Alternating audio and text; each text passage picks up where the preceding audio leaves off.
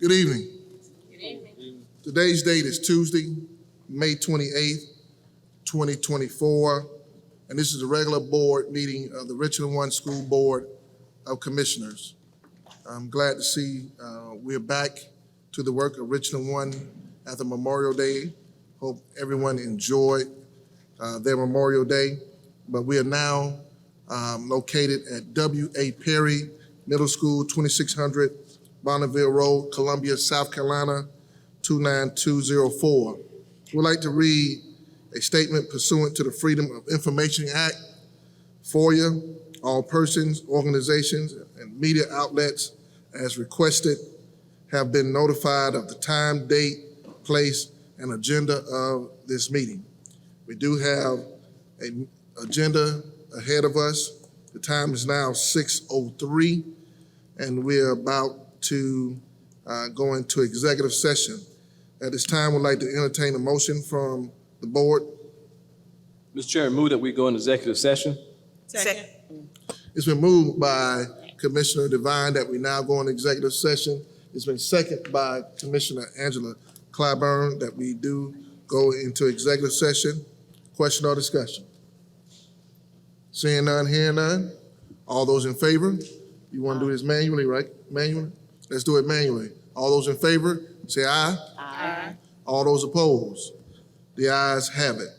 I would like to read the agenda items for executive session. Under Office of the Board, item 3.01 is legal advice. Inquiry made by board member regarding potential district liability. Under number 4, Office of the Superintendent, item 4.01, legal advice related to the FOIA lawsuit, Wallace versus Richland County School District 1. Item 4.02, legal advice pertaining to the 2024 IG investigation. 4.03, legal advice related to construction project, Vince Ford Early Learning Center. And then number 5, which is Office of Human Resources. 5.01, HR personnel update. 5.02, employee suspension without pay. 5.03, leave of absence. 5.04, hiring of personnel. At this time, we will now go into executive session. Today's date is May the 28th, 2024, and this is the regular board meeting of the Richland 1 School Board of Commissioners. We are located at W.A. Perry Middle School, 2600 Bonneville Road, Columbia, South Carolina, 29204.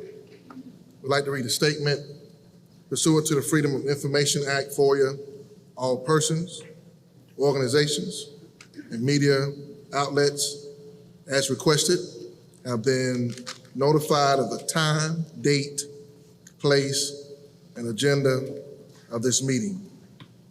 I would like to make sure I'm correct about this, Secretary Treasurer, but we went into executive session at 6:03? 6:04.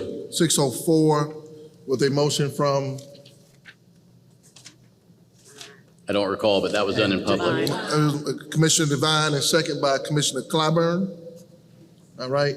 Then we went into executive session and we came out at what time, Secretary? 7:35 with a motion by Commissioner Harris and a second by Commissioner Clyburn. Please let the record show that this is the action that we took to come out of executive session. Today and tonight, I call this meeting to order. And our first order of business on the agenda is to have the invocation. 7.01, which is the invocation, will be done by Commissioner Tamika Myers. Please bow your head. Lord, please protect all the children as they approach for the summer. Help them learn and achieve and conquer without any fear.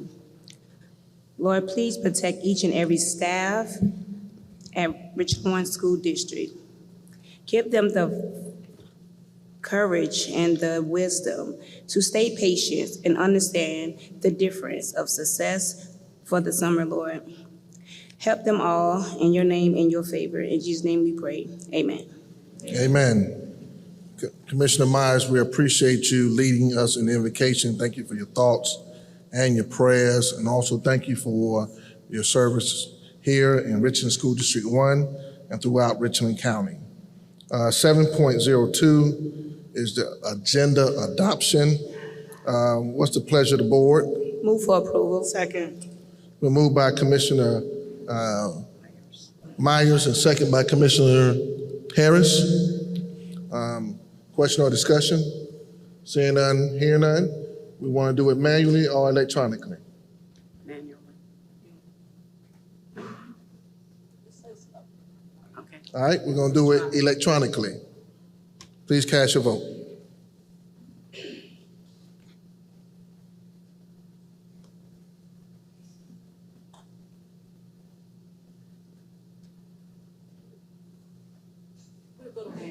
All right, all those in favor say aye. Aye. All those opposed? The ayes have it. 7-0 vote. Please be advised that all 7 commissioners are in attendance tonight. Now at this time, we'll go to item 7.03, which is school board spotlight.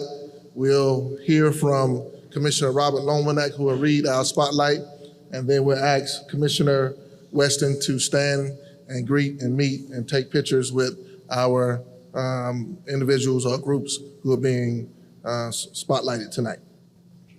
Thank you, Chairman Bishop. We will begin tonight's school board spotlight with a special performance by the award-winning Lower Richland High School Army JROTC drill team. The drill team's numerous honors, awards, and recognitions include winning first place overall in the 4th Brigade Regional Armed Drill Competition. The drill team also qualified for the National High School Drill Team Championship for the 3rd year in a row. The drill team is under the direction of Sergeant Tracy Fawkes. All right.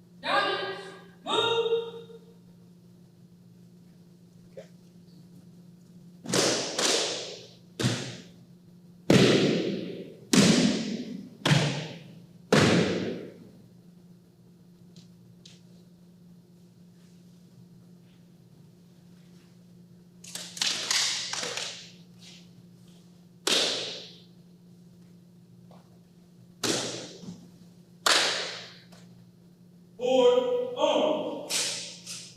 Forward, march. Guidance, hold. Report.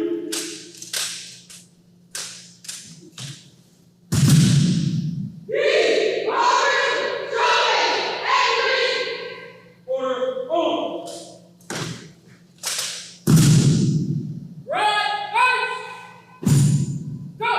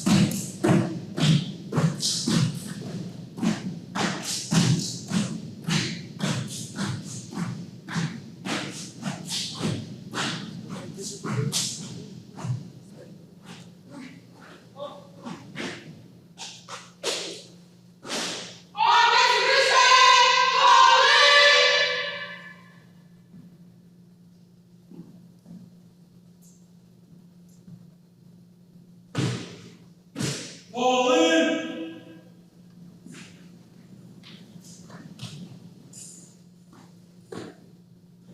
Ready, run. Inspection, arms. March, arms. Order, arms. Fancy inspection, arms. March, arms. Right shoulder, arms.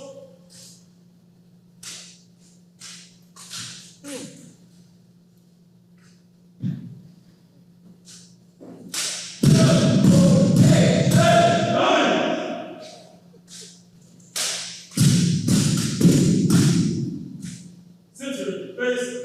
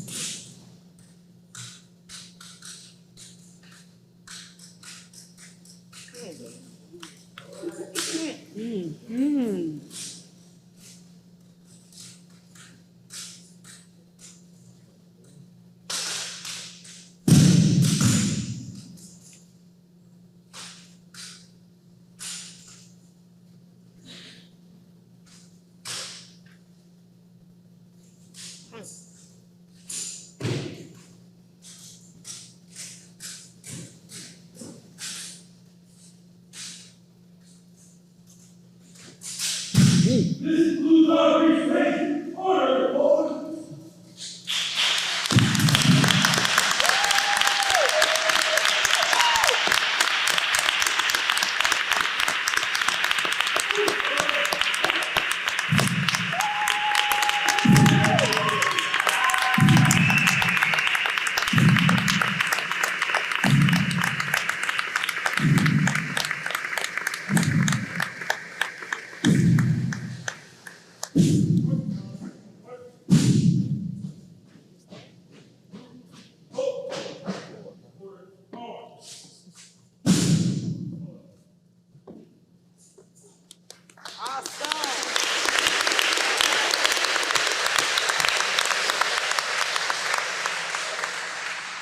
Thank you very much. And I think, don't they need to come up for pictures, Dr. Witherspoon? If y'all could find Dr. Witherspoon and Commissioner Weston for some pictures. Thank you, Lower Richland JROTC drill team. That was awesome.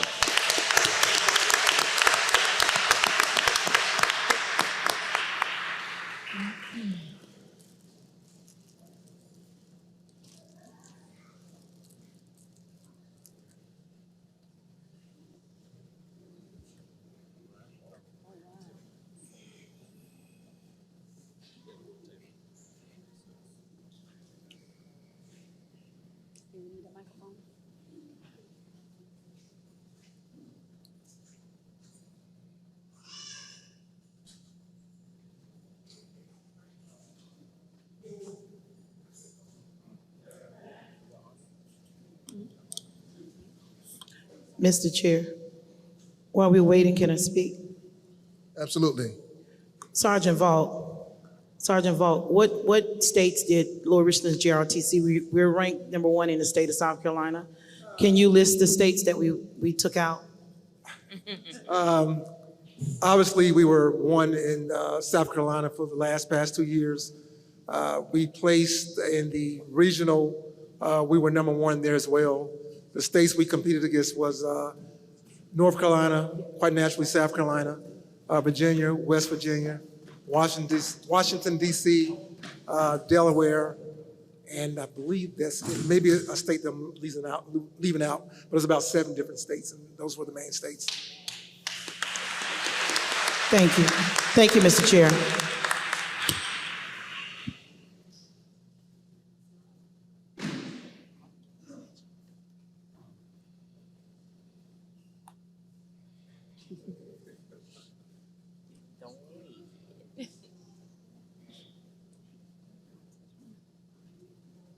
Tell them that she's coming.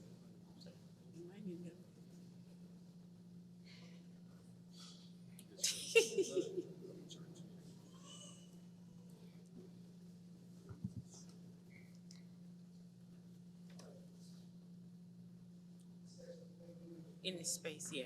I'm glad to say it.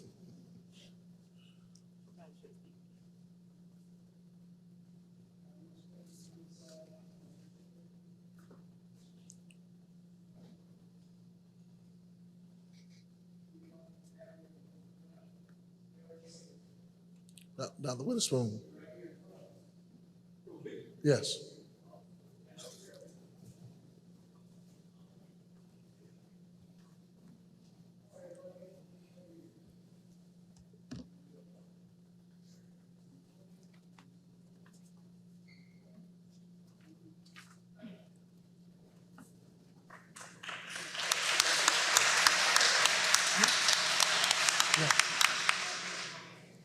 Right face. Call left. Mark.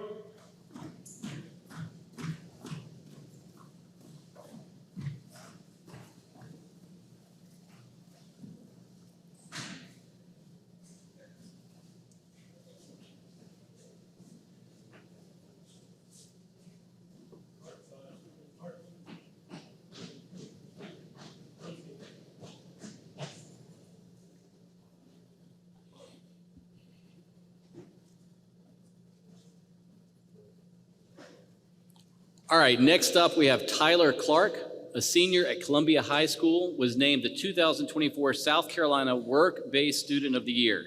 The award is presented by the South Carolina Department of Education and the Midlands Education and Business Alliance. Tyler is the first Midlands student to receive the state award in recent history.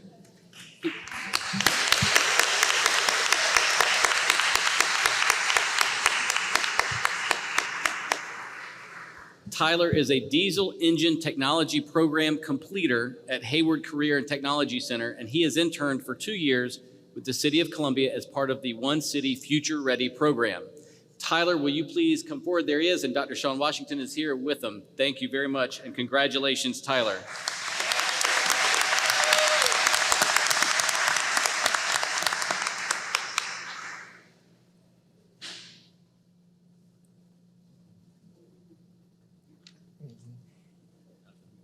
That's it.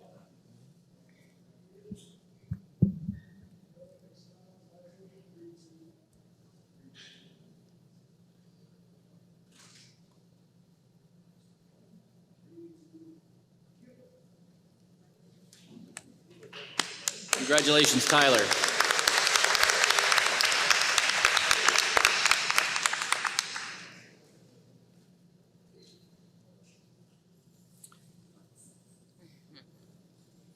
We had 5 Richland 1 student athletes who won individual state championship titles at the 2024 South Carolina High School League Track and Field State Championships, which were held on May 17th and 18th at Spring Valley and Lower Richland High Schools. I'll ask the students to come forward as I call their names. We'll have their principals, coaches, and any other school representatives come up at the end to join in the group picture. Soteria Bethel of Eau Claire High School. She is the Class 2A Girls Shot Put State Champion.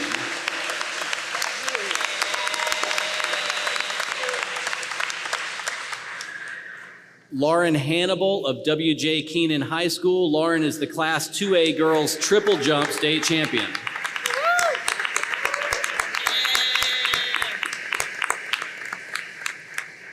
Janai Sumter of Lower Richland High School. Janai is the Class 3A Girls Shot Put State Champion.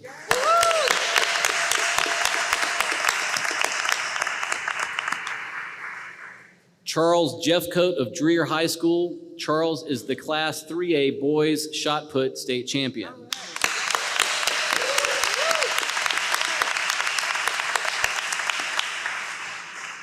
And Eli Roth, also from Dreer High School, was unable to be here tonight. Eli is the Class 3A Boys State Champion in the 1,600-meter run.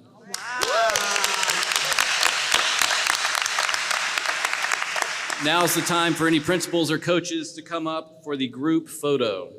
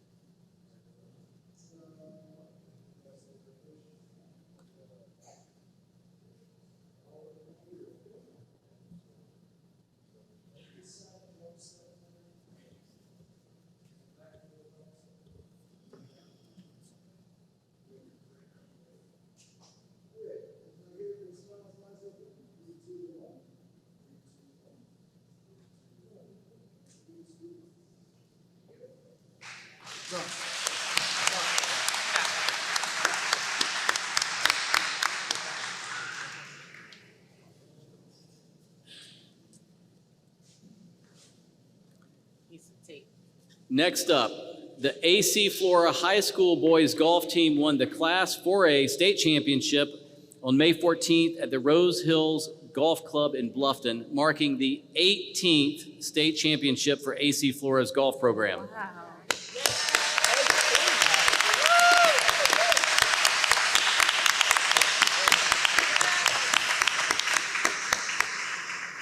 We're going to let Coach Robert Dargan introduce the team. As Coach Dargan comes up, let's give him a round of applause, not only for his 6th state championship win, but also for being named the 2024 Coach of the Year by the South Carolina Athletic Coaches Association.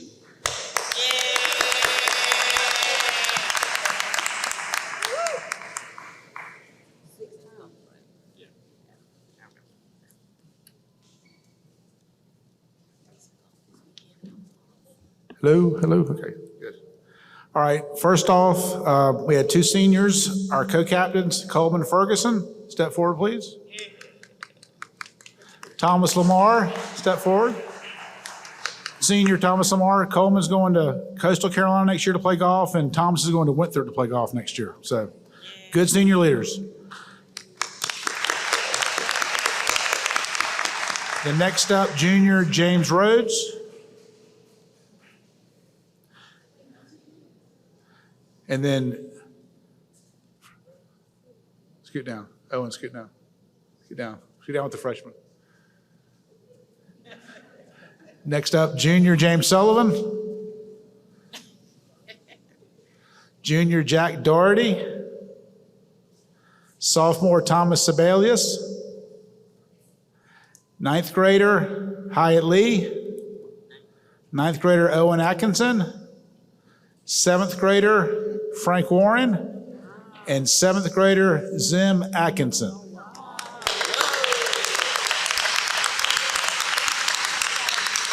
And last but not least, one of our coaches, David Dargan.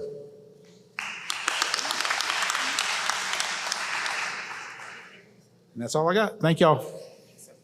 Thank y'all, and let's give it up for the golf team from AC Flora. Congratulations, y'all.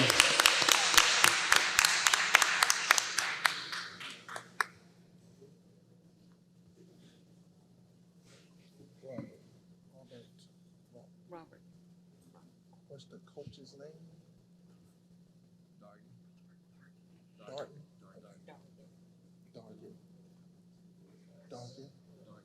Coach Dark. Okay. You good, you good. How you doing? Thank you so much. Thank you for coming. Congratulations, 6 times, congratulations. It's great coaching. He's pretty good.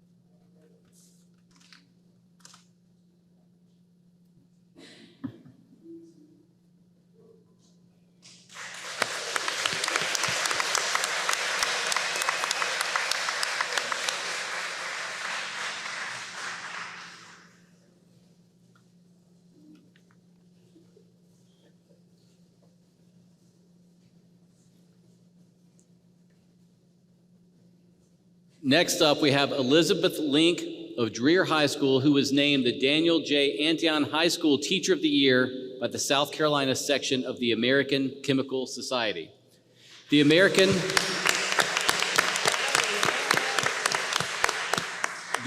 Chemical Society is the premier professional organization for chemists in North America. The South Carolina section serves to promote the education of chemistry throughout the central and coastal parts of the state. The Teacher of the Year award is given to an outstanding high school science teacher who teaches chemistry within the geographic boundaries of the South Carolina section. Congratulations, Ms. Link. And Ms. Link already came forward. And then Dreher Assistant Principal Ariel Azuzu, I think I see you over there. Can you come up for the picture? Congratulations, Ms. Link and Dreher High School.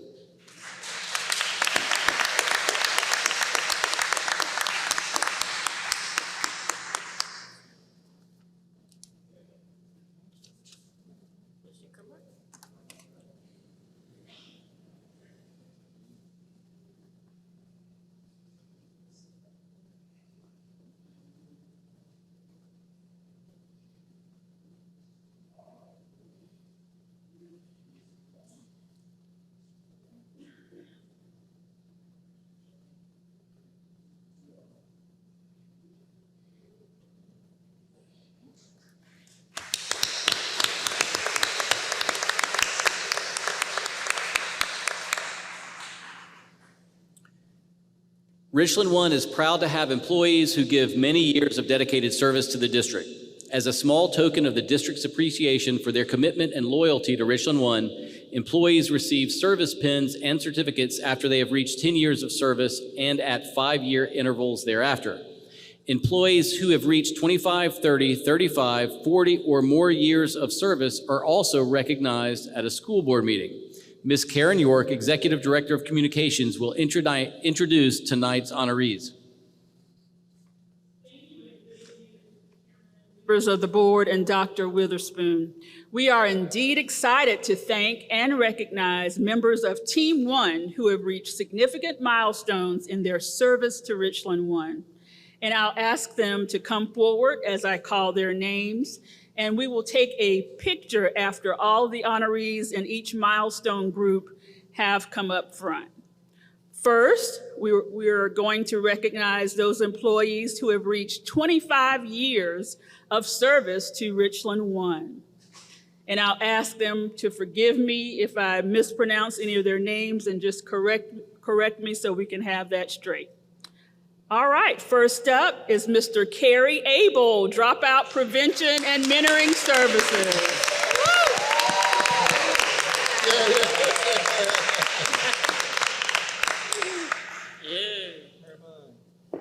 From Student Intervention Services, Angela Alston.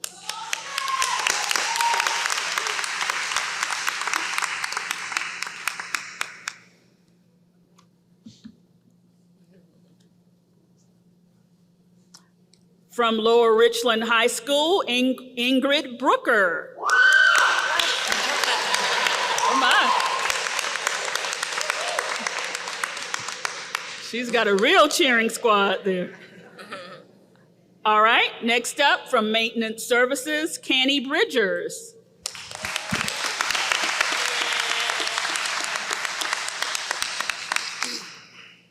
From Hayward Gibbs Middle School, Margaret Ecka.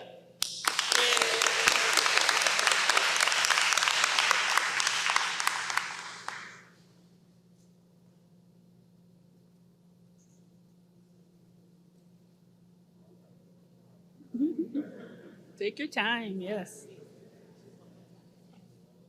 Get your spotlight, get your spotlight. All right, one of our dynamic executive directors of schools, Inger Ferguson.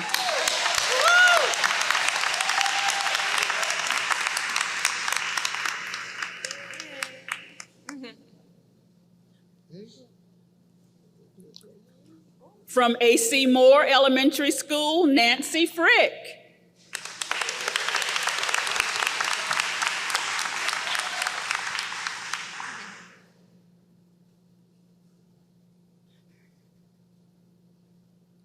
From our evening high school program, Priscilla Fulton.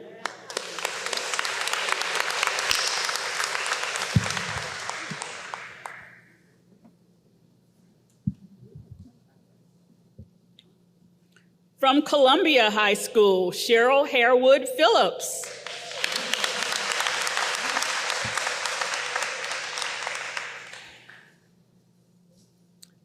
One of our former Richland 1 Teachers of the Year from Rosewood Elementary School, Sally McCants.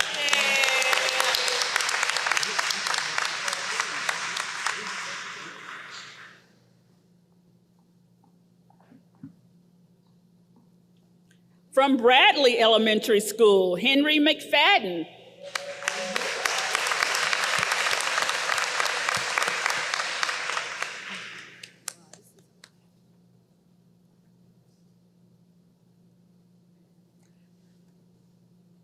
From Brockman Elementary School, Martha Nunez.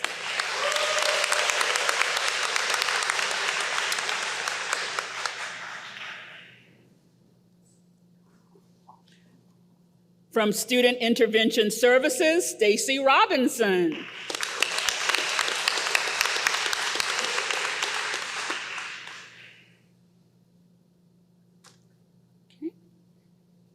From Lower Richland High School, Renee Scott.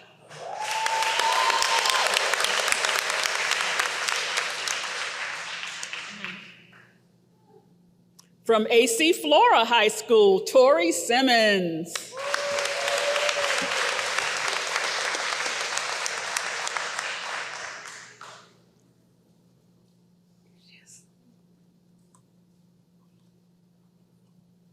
From Edward E. Taylor Elementary School, Marquita Thomas.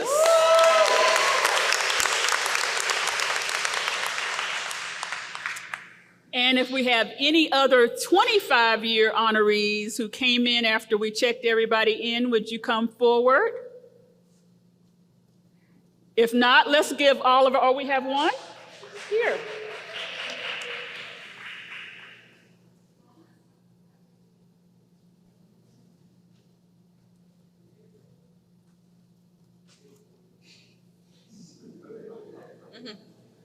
All right, from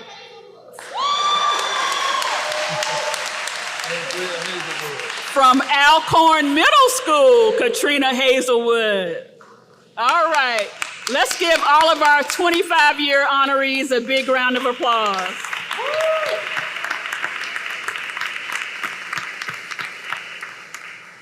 All right, and we're going to get a group picture in just a second. So everybody kind of tighten in.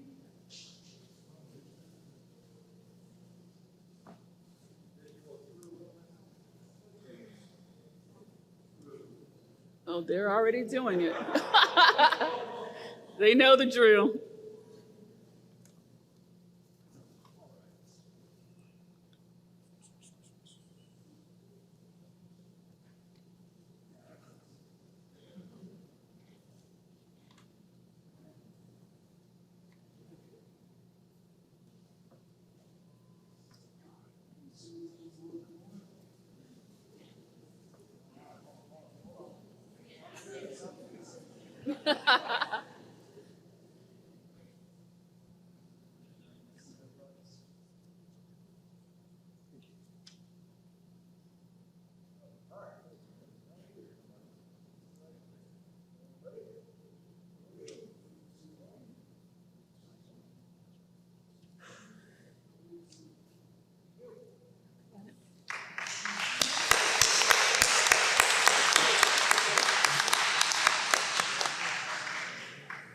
Congratulations again to our 25-year honorees. Next up, those employees who have served in Richland 1 for 30 years. First up, from Carver Lyon Elementary School, their outstanding principal, Dr. Monica Adams.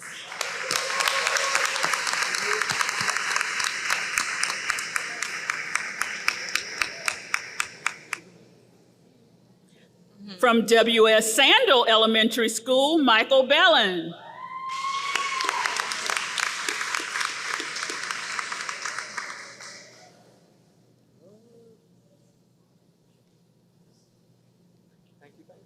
Welcome. And please forgive me if I mispronounce this next first name. From C.A. Johnson High School, Mellison Buchanan.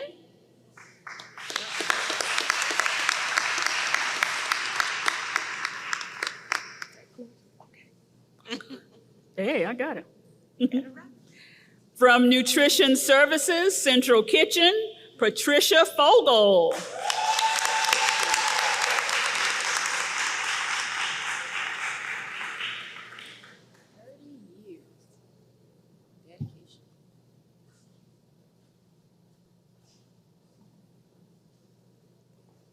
From the Challenger Learning Center, Terry Huffstetler.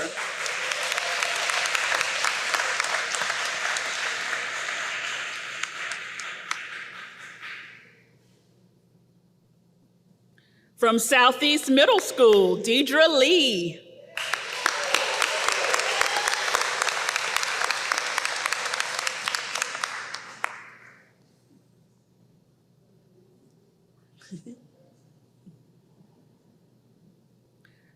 From Alcorn Middle School, Dorothy Matchett.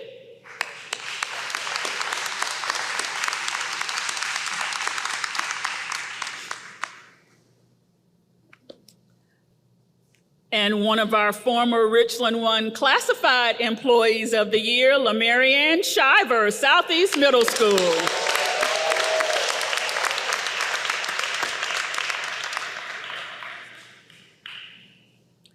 From the Office of the Executive Directors of Schools, Brian Weston.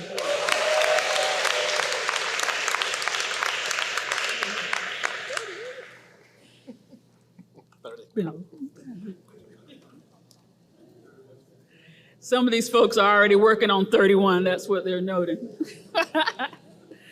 Okay. And our next 30-year honoree from Student Transportation Services, Lower Richland Area Transportation Office, Carrie Wilson.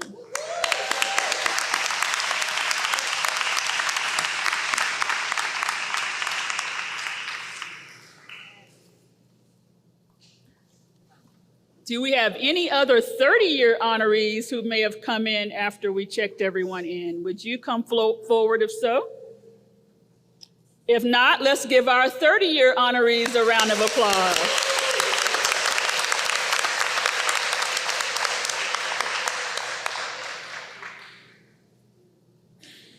Picture time.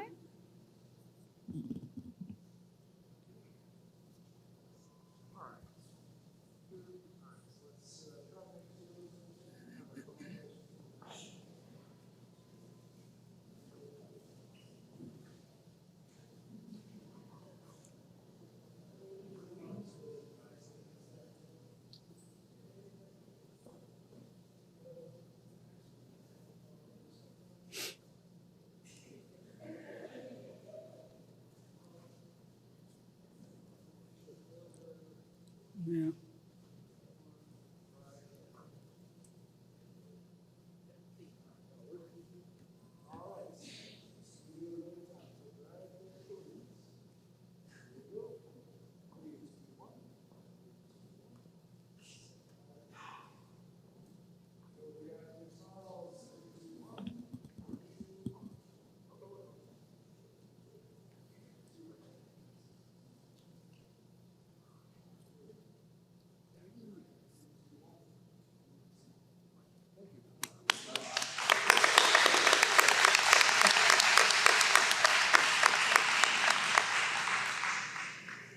So are you ready for our 35-year honorees? All right. First up, from Student Transportation Services, Lower Richland Area Transportation Office, Idell Bloom.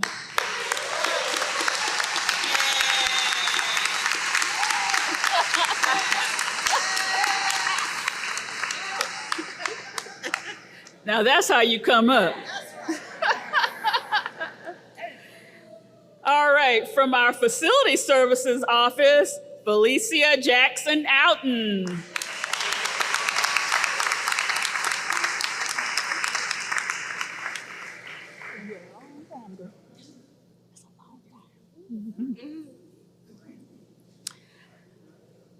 From our Student Transportation Services Department, Lower Richland Area Site, Gail Thomas.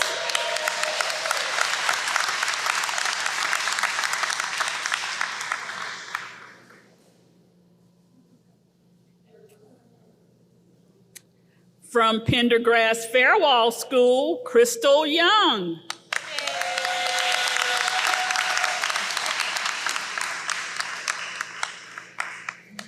And do we have any other 35-year honorees who came in after check-in? Let's give our 35-year honorees a round of applause.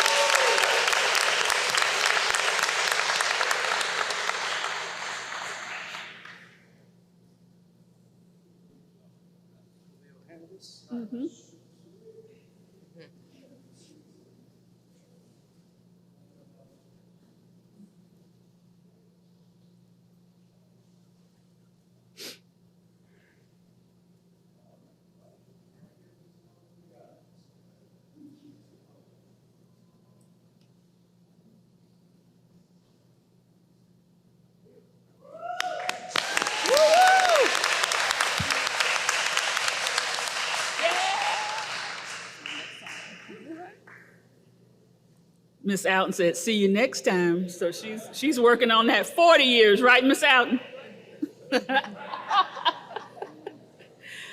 All right, and speaking of 40 years, we have two people who have reached that milestone, and we have at least one of them here tonight, even though the other one may not be here. When you reach 40 years, you're gonna have your name called so you can be spotlighted. So our first honoree, 40 years of service to Richland 1, from Southeast Middle School, Dolores Goodwin.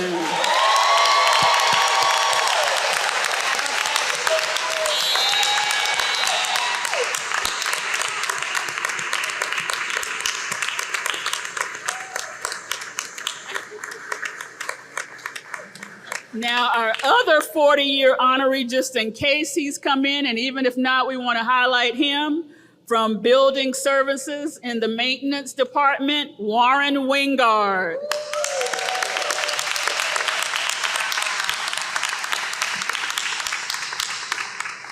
Another hand for our 40-year honorees.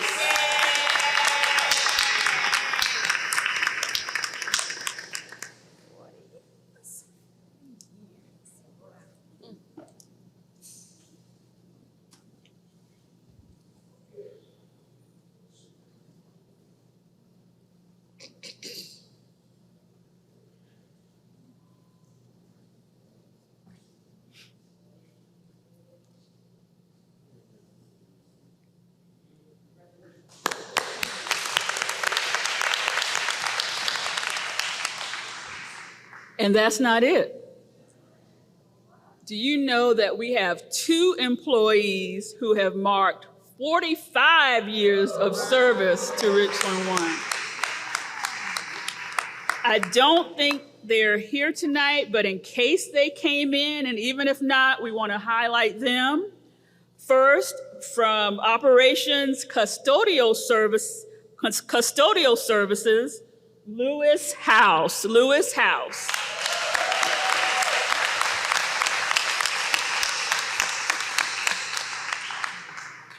And from Satchel Ford Elementary School, Lynn Trowbridge.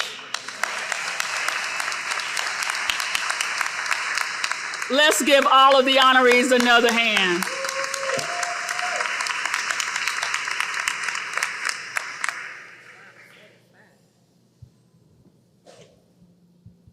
Thank you, Ms. York, and Chairman Bishop. That concludes our spotlight. Thank you, Commissioner Robert Lomanak, and thank you to all of our honorees tonight for making us Team 1 and one team.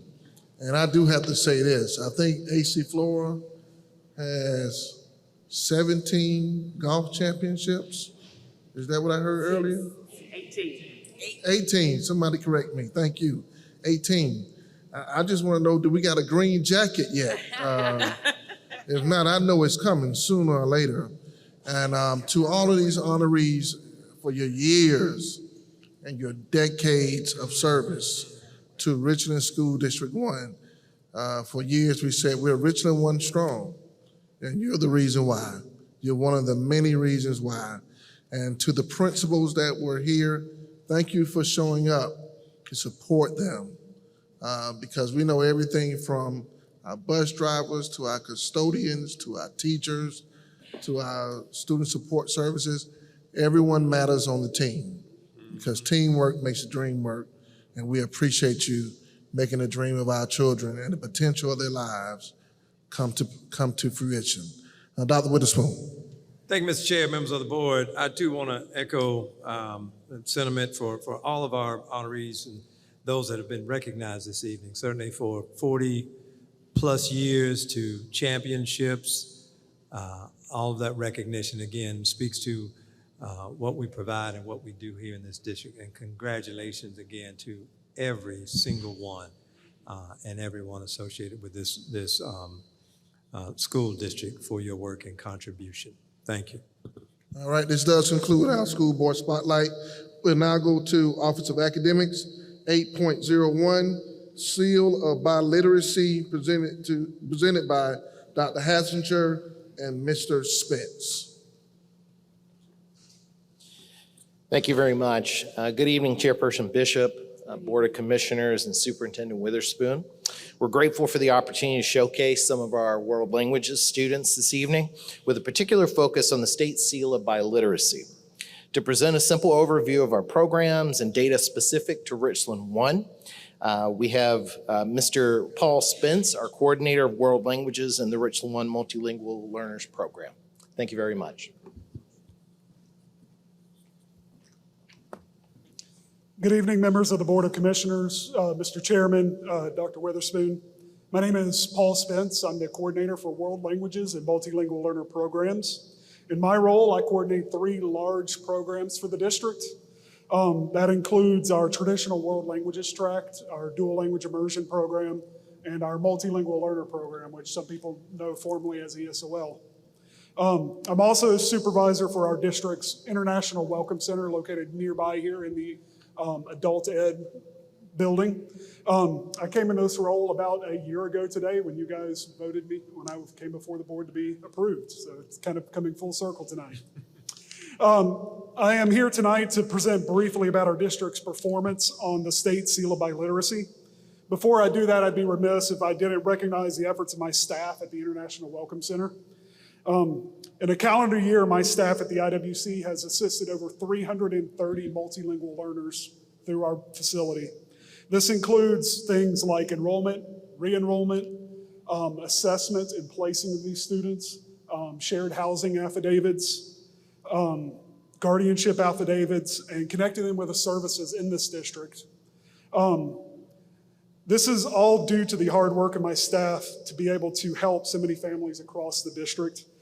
This year, we have been short-staffed, like many people in the district, but I'm proud to say, due to the support of Dr. Hassinger and you, the Board of Commissioners, we now have a full staff, and next year we will be able to hire a full-time Spanish interpreter to further assist our families here in Richland 1.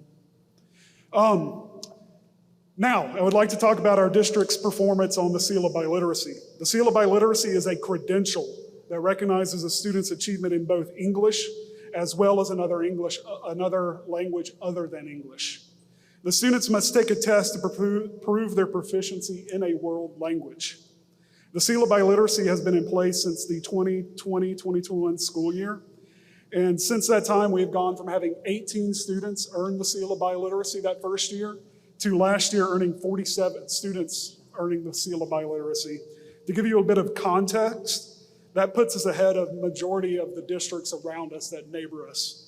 That includes Lexington, Richland 5, Richland 2, Lexington 4, and we are just behind Lexington 1, who is the role model for the district on what a world language program looks like.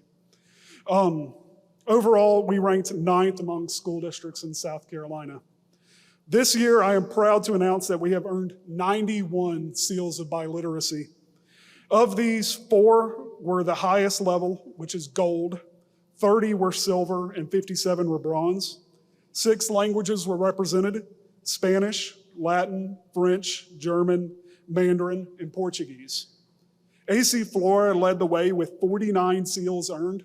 That's more than the district earned in total last year. Dreer was second with 30 seals earned. Eau Claire, 5, Columbia High School, 3, Lower Richland and W.J. Keenan both had 2. We also had 3 students earn more than 1 seal of biliteracy, which is an amazing achievement in itself. These are students who have proven that they have competency in more than 1 language other than English. One of them is here tonight, where she has earned 3 seals of biliteracy this year, which is an unheard of achievement. At the beginning of the year, I would now like to recognize the accomplishments of our dual language program. Currently at hand, we have 16 6th and 7th grade students, if they were juniors or seniors, who would qualify for the Seal of Biliteracy this year. At the beginning of the year, on my first day with the teachers, I told them that what they had accomplished so far was great, but we could do better. I told them that there was no reason that we could not be compared with the likes of Richland 1 and Charleston School District in the way our program performs. And I challenged them at the beginning of the year to show that greatness. And our teachers and the students met that challenge. And tonight I am proud to say that these teachers and students are Richland 1 and represent this district. Now I'd like you to hear from some of our winners. They will tell you what this achievement means to them and briefly about their journey to get to this point. So first we have Abigail Boyes from Dreer High School. She won 3 seals of biliteracy in German, Spanish, and Portuguese.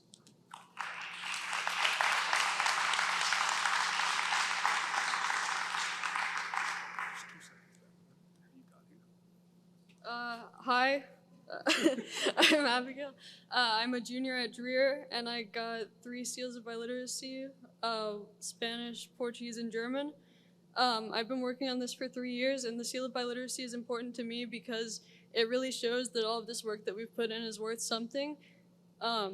as well as showing how we can improve moving on.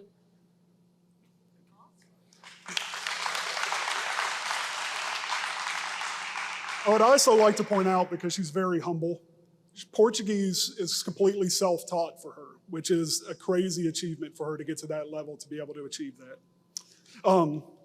So next from junior high school, we have India Miller. She got a seal for Spanish.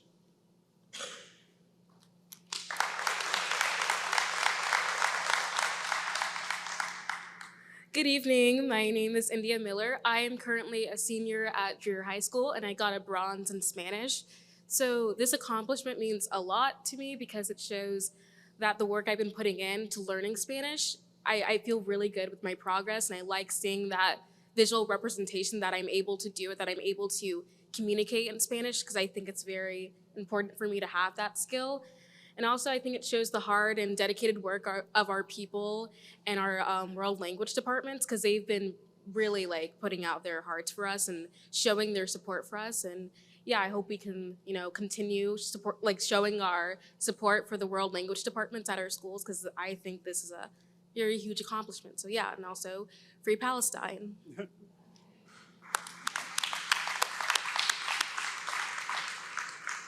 Now we have Will Matheny from AC Flora. He received a seal in German.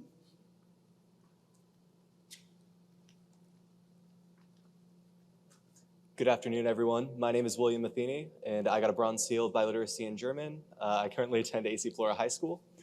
The seal is important to me because it is very representative of a lot of friendships and even one I'd consider to be as close as family for me. I met one of my best friends freshman year in a German class, and she's a heritage German speaker. And it allowed me to connect with her on a deeper level and make a deeper friendship. And then last year in my junior year, my family housed a foreign exchange student in both Spanish and German, and I was able over the summer to go visit him in Germany. And it was an experience I'll never forget. The preparation for the Seal of Biliteracy was fortunate timing for me as it lined up with an IB exam schedule. So the internal oral assessment that we had to take for our language courses helped give me a benchmark of where I could improve on speaking skills specifically. And then it was a very collaborative effort. And I couldn't have done it without my teacher, Herr Oxendine. It is truly a testament to how skilled he is at teaching the language and just how influential he was on the students. Lastly, we have Caroline Huey, who received a seal in Spanish. She's also a student from AC Flora.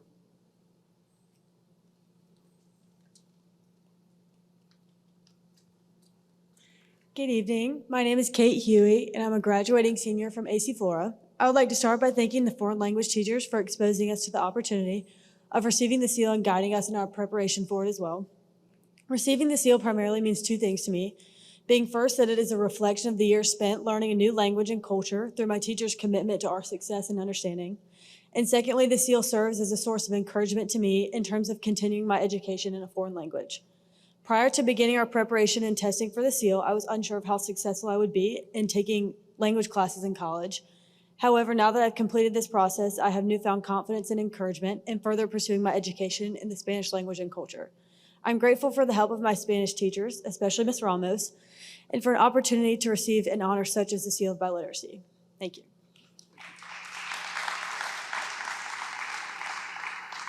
I want to close with thank you again for your support. The Seal of Biliteracy offers opportunities for these students to not only experience world languages, but also receive college credit. North Greenville University, Coastal Carolina, and a few other colleges are soon going to be on board where you're going to get college credit for earning the Seal of Biliteracy. So, board, Dr. Witherspoon, thank you for your time.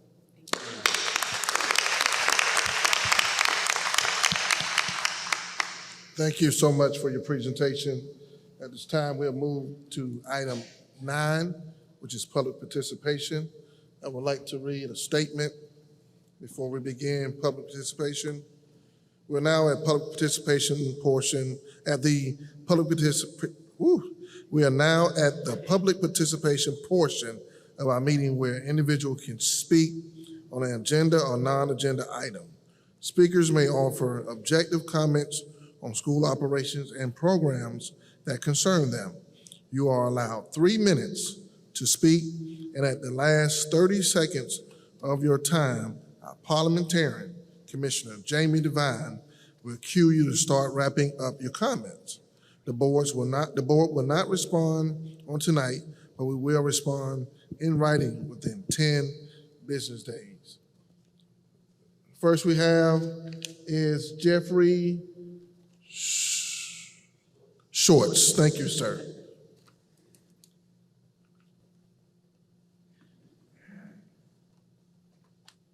Okay, good evening. Good evening. Esteemed members of the Richland County School Board, my name's Jeff Schwartz. I represent MSP, a medical device manufacturer, producer. Today I'm here. I'm excited to introduce a revolutionary tool that can significantly improve our student athlete safety, the MSP concussion screening test. The MSP test is the first and only concussion screening test with a unique combination of advantages. Rapid, it provides results within minutes, allowing for immediate decisions on athletes' return to play. It's accurate. This FDA Class II medical device offers reliable detection of symptoms associated with mild to moderate concussions.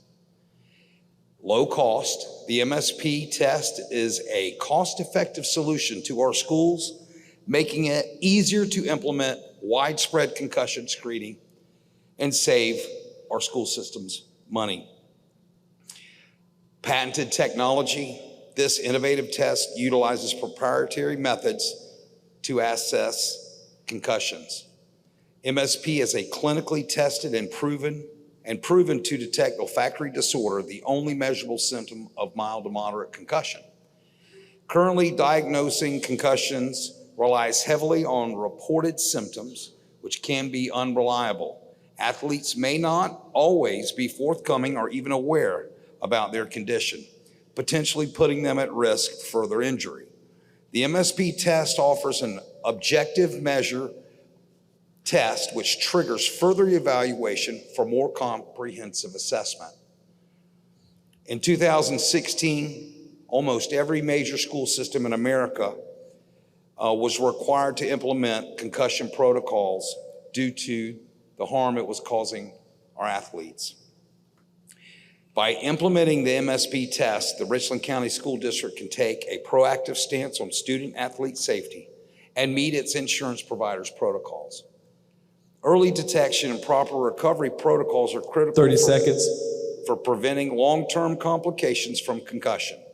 With the MSP test, we can ensure athletes return to play only when they are truly ready. I've met with the athletic director, Coach Matz. He has reviewed MSP and awaits your further discussion and decision. I urge the board to strongly consider incorporating MSP concussion screening tests into their athletic programs. I can discuss with you further about options we have to. Thank you. Thank you, Mr. Schultz. Thank you. At this time, we have Robin Smith.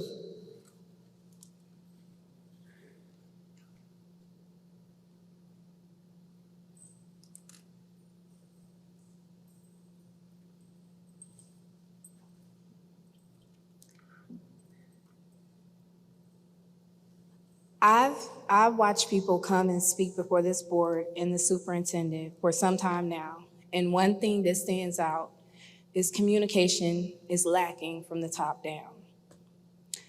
At the last meeting, I voiced concerns about my renaming request for the Lower Richland baseball field being named after Coach Mixon and Calvin Reese, the Mixon-Reese field, being made political as it took well over a year to receive a response, even to get a committee named. After the meeting, I received calls and texts and messages about the name and why it was changed when it was presented. Also about the timeline for why it took so long. And so it was upon that I felt a rescission request for that was warranted. I emailed a rescission request to the Board of Commissioners as well as the athletic director at Lower Richland and the athletic director of the district, including the principal at Lower Richland. I only received a response from 2 people. I did request to confirm receipt, mainly just from the chairman. I didn't need a response, just that it was confirmed that it was received. To date, I have not received a response.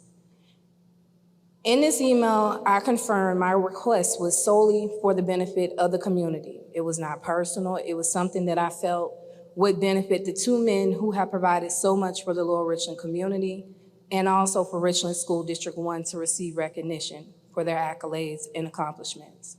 As stated in that email, Mr. Reese is the only Golden Glove Major League Baseball player from Lower Richland, and Coach Mixon is the only coach who coached consecutively at Lower Richland for over 24 years, which also means he was an employee of Richland School District 1 at that time as well. And he also brought many championships to Lower Richland. As there was no response within the last 2 weeks, I just wanted to have that rescission noted at this time. And I also wanted to commend the idea of giving Coach Deborah Stroman Wardlaw her flowers. She deserves it as a graduate of Lower Richland and returning back to her alma mater to work and coach there for over 30 years. I think it's great that we want to take the time to name something after her. But could we not name the gym after her instead of the floor? She has been named one of the winningest coaches 30 seconds. many times, and she has many championships she has brought to the Diamond Mine. Do we really want to name something that somebody of that caliber as something that people walk on every day? All right, thank you. We'll now go to item 10, which is consent agenda. If there's no objection, we'd like to take both of these items, which is 10.01 and 10.02. If you'd like to ask any questions about any of those items, you can do so at the question portion of the Robert Rules of Order. At this time, there's no objection. Item 10.01, which are minutes, May 14, 2024. Item 10.02, monthly financial report as of April 30th, 2024, presented by Ms. Matthew Hazel. What's the pleasure of the board? Move for approval. Second. Been moved by Commissioner Harris, second by Commissioner Myers. Question or discussion about any of these items? Seeing none, hearing none, we'll now cast our vote. Manual electronically.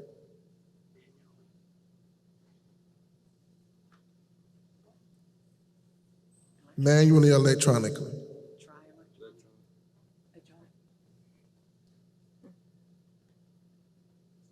Okay, electronically. Chairman Bishop, Yes, sir. sorry to make things harder. My computer has just locked up. All right, all those in favor, say aye. Aye. All those opposed? The ayes have it, 7-0 vote. Consent agenda has been approved.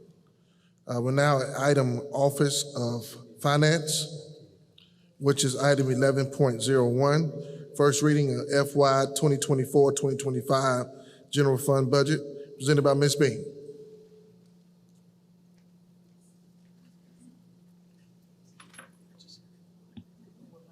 Good afternoon. Good evening. Commissioners, Dr. Witherspoon, Mr. Chair. During the board work session held on April 23rd, 2024, the proposed fiscal year 24, fiscal year 25 general fund budget was reviewed and items included in the fiscal year 25 budget were discussed. Items included in the first reading budget are as follows. State mandated teacher salary schedule minimum increased to $47,000.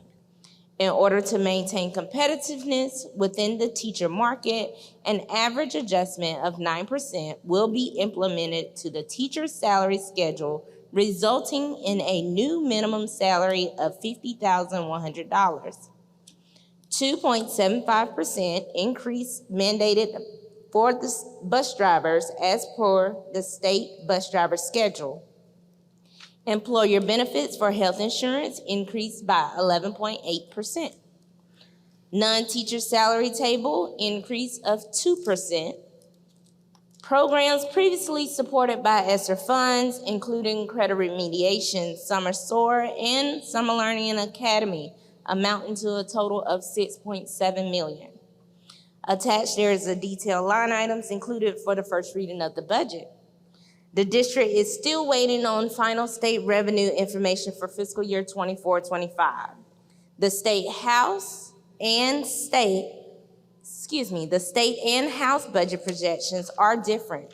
However, we are using the Senate projections for first reading, which is currently lower than the House projections. With the passing of Act 388 in June 2006, the district is capped at an increase equal to the CPI of 4.12% plus population growth of 0.86% on operating millage totaling 4.98%. The estimate for the mill cap is $276,952,000. This is an increase of $22 million over fiscal year 23-24. The request to the county was for the mill cap. Attached were schedules that were provided based on a needs-based budget. Once we have the final numbers from the county and state, we will make adjustments to the budget. The administration recommends first reading approval of the fiscal year 24-25 general fund budget for a total of $415,739,004. The administration so recommends. This is an action item. You heard the recommendation of the administration, which is the first reading FY 2024-2025 general fund budget. What's the pleasure of the board? Move for approval. Second. Moved by Commissioner Devine, second by Commissioner Harris. Question or discussion at this time? Commissioner Weston. Thank you very much. Why are we setting aside money to cover early childhood and the learning center when money is supposed to be used through K-12? If you look at 5H, that's Thrive, correct? Correct. Is that early childhood? That is our current Thrive Richland grant that we have from the state. And that is an early childhood program that we have previously funded off of grant funds. Okay. And 5K? That is the Early Learning Center staffing startup funds for an administrator to come in. That's for the Vince Ford Learning Center? Correct. And what is Healthy Learners? Healthy Learners is an outside contract that deals with our mental health. We currently have it in our ESSER grant. The contract come in and they do provide services for our students. And Dr. Witherspoon, if you want to elaborate. Yes, Healthy Learners is an organization that works with our certain elementary schools, and maybe some middle, but they provide transportation for families who do not have transportation to doctor's visits and the like, and they work with families and schools on that transportation for medical issues. Okay. And with the extended day programs at elementary school, would you explain that to me, please? We currently have extended day programs that are currently funded by our ESSER funds. Those are to extend the day in the morning and afternoon so that the parents can provide extra learning time for their kids. There's an option for them to provide extra learning time for their children, preschool and after. Okay. Just for a matter of record, I'd like to say that with 5H and 5K Early Learning Center, I think that we could possibly use the money to actually do some better things with the facilities, work on the facilities at our schools. All right, any other questions or discussion? Commissioner Harris. Thank you, Mr. Chair. Just a few questions for clarification. We've gone through how many readings at the county so far?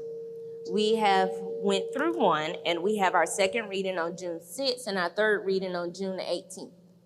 Okay, and are we looking at closing the timeline any quicker with the state finalizing their budget? Because what they do really dictates what we have to do. Mm-hmm. So the state is currently scheduled to come back as they resigned in mid-May. Sign-down ended. They are scheduled to come back to the State House mid-June. They're looking at June 18 as a date of discussing the budget as far as funding. Of course, that is during conference, so they will debate back and forth with House and Senate to come to a resolution of our state funding. Okay, and you can verify, I think, Ms. Chair Matthew Hazel, we are under a continued resolution right now because we know that these deadlines is gonna push us into the new school year, and that'll give us the opportunity to still operate until those final numbers are in, correct? Okay, and one question about and of course, thank y'all so much for the teacher salary, the $50,100. I think that is excellent for Richland 1 to be taking on that charge to make sure our beginning teachers have a great startup salary. When it relates to, said the Senate version is lower. Do you know the numbers on the House off the top? The House was $500,000 more than the Senate. And then in this budget, we're including the programs that we have with ESSER, which is our summer sewer, a lot of those extra remedial type programs that we normally would fund through that money. We're bringing that into our regular budget. Correct. Okay. As it relates to our early learning center, and I know that the Thrive Richland is through a grant. Correct. Okay. When it comes to our early learning program, and I believe Dr. Witherspoon, we had a presentation a few weeks ago from early childhood. I think right now we're only able to help, I'm gonna say help, half of the actual students that need these services in early childhood, correct? That would be correct. Okay, and even though they're not 10 years old, they're still zoned eventually to come to Richland 1 schools, correct? Correct. Okay. As it relates to our funds as of the budget that we're in, when it comes to facilities and so forth, is that not a separate pot of money from the operational budget? We tend to use our capital funds Capital for funds. those replacements. So we use capital funds for building projects, and we use our operational budget for, of course, payroll and all those other type things. That's correct. Okay, just needed some clarification. I think that's it for right now, Mr. Chair. I have two other questions, but I think that's it for right now. Thank you. Any other questions? Okay, Commissioner Lomanak. Thank you, Chairman Bishop. I'm still waiting for my Windows laptop to update at this rate. It'll be July, and we'll be done with the budget process. But if I remember correctly from this document, what y'all provided today was mainly the increases based on the proposed, what we think may happen at the state. I mean, we haven't yet been provided the full budget, and we'll do that at a later date, right? Correct. We'll be back for second and third reading, and third reading will be the final numbers that we receive. Hopefully, if Senate and legislature move at that pace, we will have those final numbers when we come back in June. Okay, thank you. Thank you, Chairman Bishop. All right, Commissioner Harris? And just my last two questions, and I know we're going to the county we were looking at the cap. Correct. Okay, when's the last time we got the cap in Richland 1? It has been more than 4 years since we have received the cap. We did request it last year, but we were denied. So we haven't had the cap since prior to COVID. Correct. Okay, and I know in looking for the cap, that even opens up the window for, Ms. Matthew Hazel, you correct me, look backs, because that also would be 4 years of additional funds we could have requested that we did not. Is that correct? That is correct. And if you ballpark those dollars, that's about 20 plus million? That is about 25 million. 25, so I was saying 20, okay, so I need to add another 5 in there. Okay. All right, thank you, Mr. Chair, I'm good, thank you. I have to just make sure we impress upon everyone what you just exposed. So we're $25 million away from where we could be if we would have had the cap every year. Correct. We have 28 to be exact, that we could have requested in the past few years that we have not used because we have not requested an increase to our millage. And we are asking for an increase this year for the first time in 4 years. Second time if you Second time, that's include right. last year, but yes. Because last year we didn't get it, that is right. Correct. All right, I just want to make sure that's clear. Yeah. Actually, Mr. Chair, we did ask for a millage increase, not the cap last year. Okay, It was not at the cap. It was, I think it was a 10 mil, Ms. Matthews, It was a 9. 9 mil Yes. increase, which was not in the cap. yeah, that's right. Okay, all right, good. Any other questions? Okay, this is an action item, correct? And first reading, so therefore, we need to vote. This is manual. All right, all those in favor, say aye. All those opposed? Aye. Okay, it is 6-1, one opposition. Motion passed. All right, thank you. We'll now go to item 12, which is Office of Human Resources. 12.01, HR Personnel Update. Dr. Kumas. Yes, sir. Good evening, Board Chair, Dr. Bishop. Pull the mic closer to you. Good evening, Board Chair, Dr. Bishop, members of the School Board of Commissioners, and Dr. Witherspoon. HR updates were provided in the executive session as information. If you have any questions, I'll answer them at this time. All right, no questions? Thank you so much. We'll go to item 12.02, Employee Suspension Without Pay. Dr. Kumas. Yes, sir, if it pleases the board. Pursuant to section 5925-450 of the South Carolina Code of Laws, amended in 1976, the administration recommends that the employee with initials AG be suspended without pay for 10 days, and that the employee participate in mandatory counseling. The administration so recommends. You heard the recommendation of administration. What's the pleasure of the board? Move for approval. Moved by, go ahead. Who's second?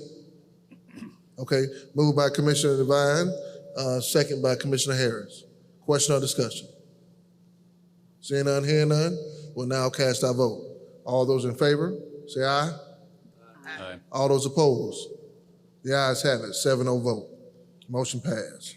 12.03, leave of absence. Dr. Kumas. Yes, sir. If it pleases the board, the administration recommends approval for the following leave of absence without pay pursuant to policy GCC-GDC.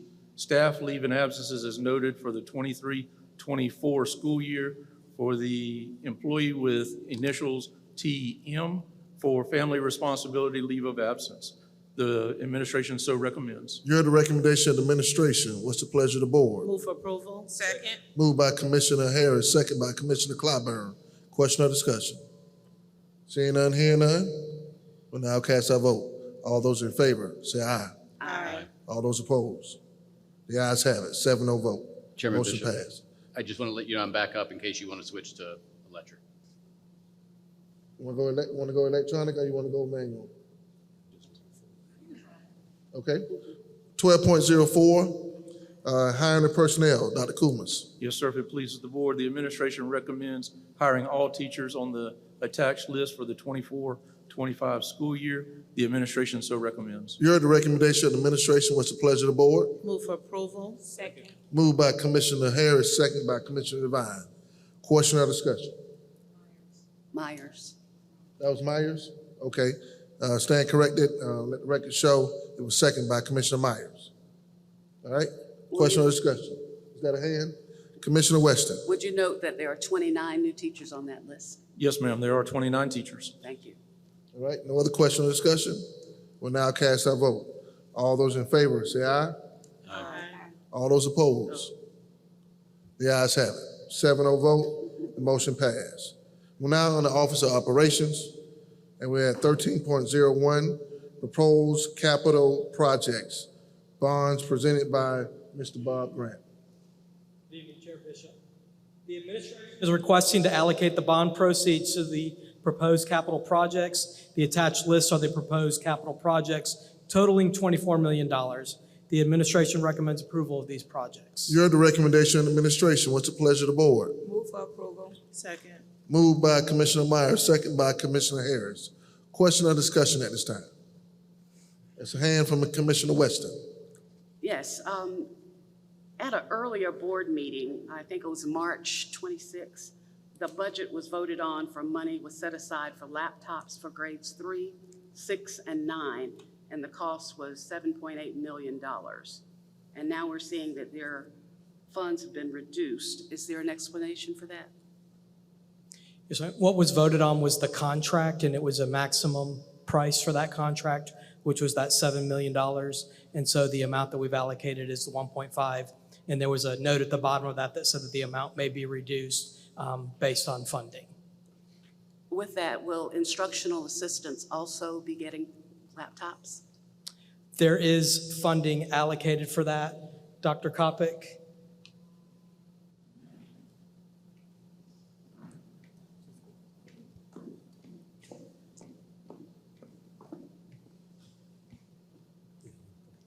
I'm not that short. Yes, ma'am, that is a line item, is a new item, classified staff devices, and that is, it says replace throughout the district, however, that is a new item. Okay, so there will be new computers for 3, 6, and 9? No, ma'am, instructional assistance doesn't fall. 369 is student devices. These are for staff devices. And so they will be assigned those computers? Yes, ma'am, with the amount that we have, we'll look at how we can accommodate how many staff get those devices. Is there a record of issued and returned laptops?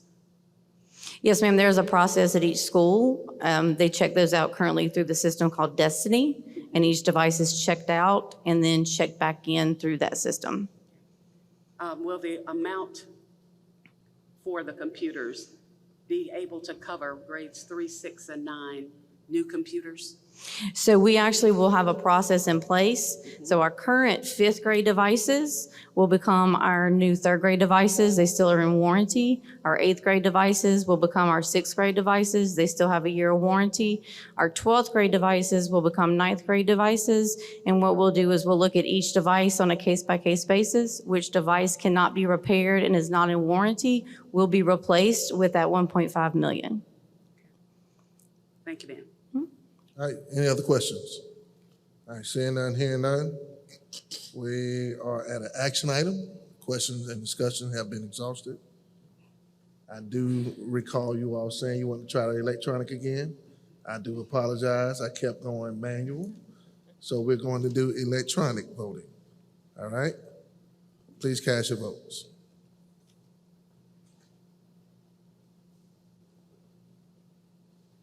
Manual, okay, all right. All those in favor, say aye. Aye. All those opposed. It is a 5-0 vote.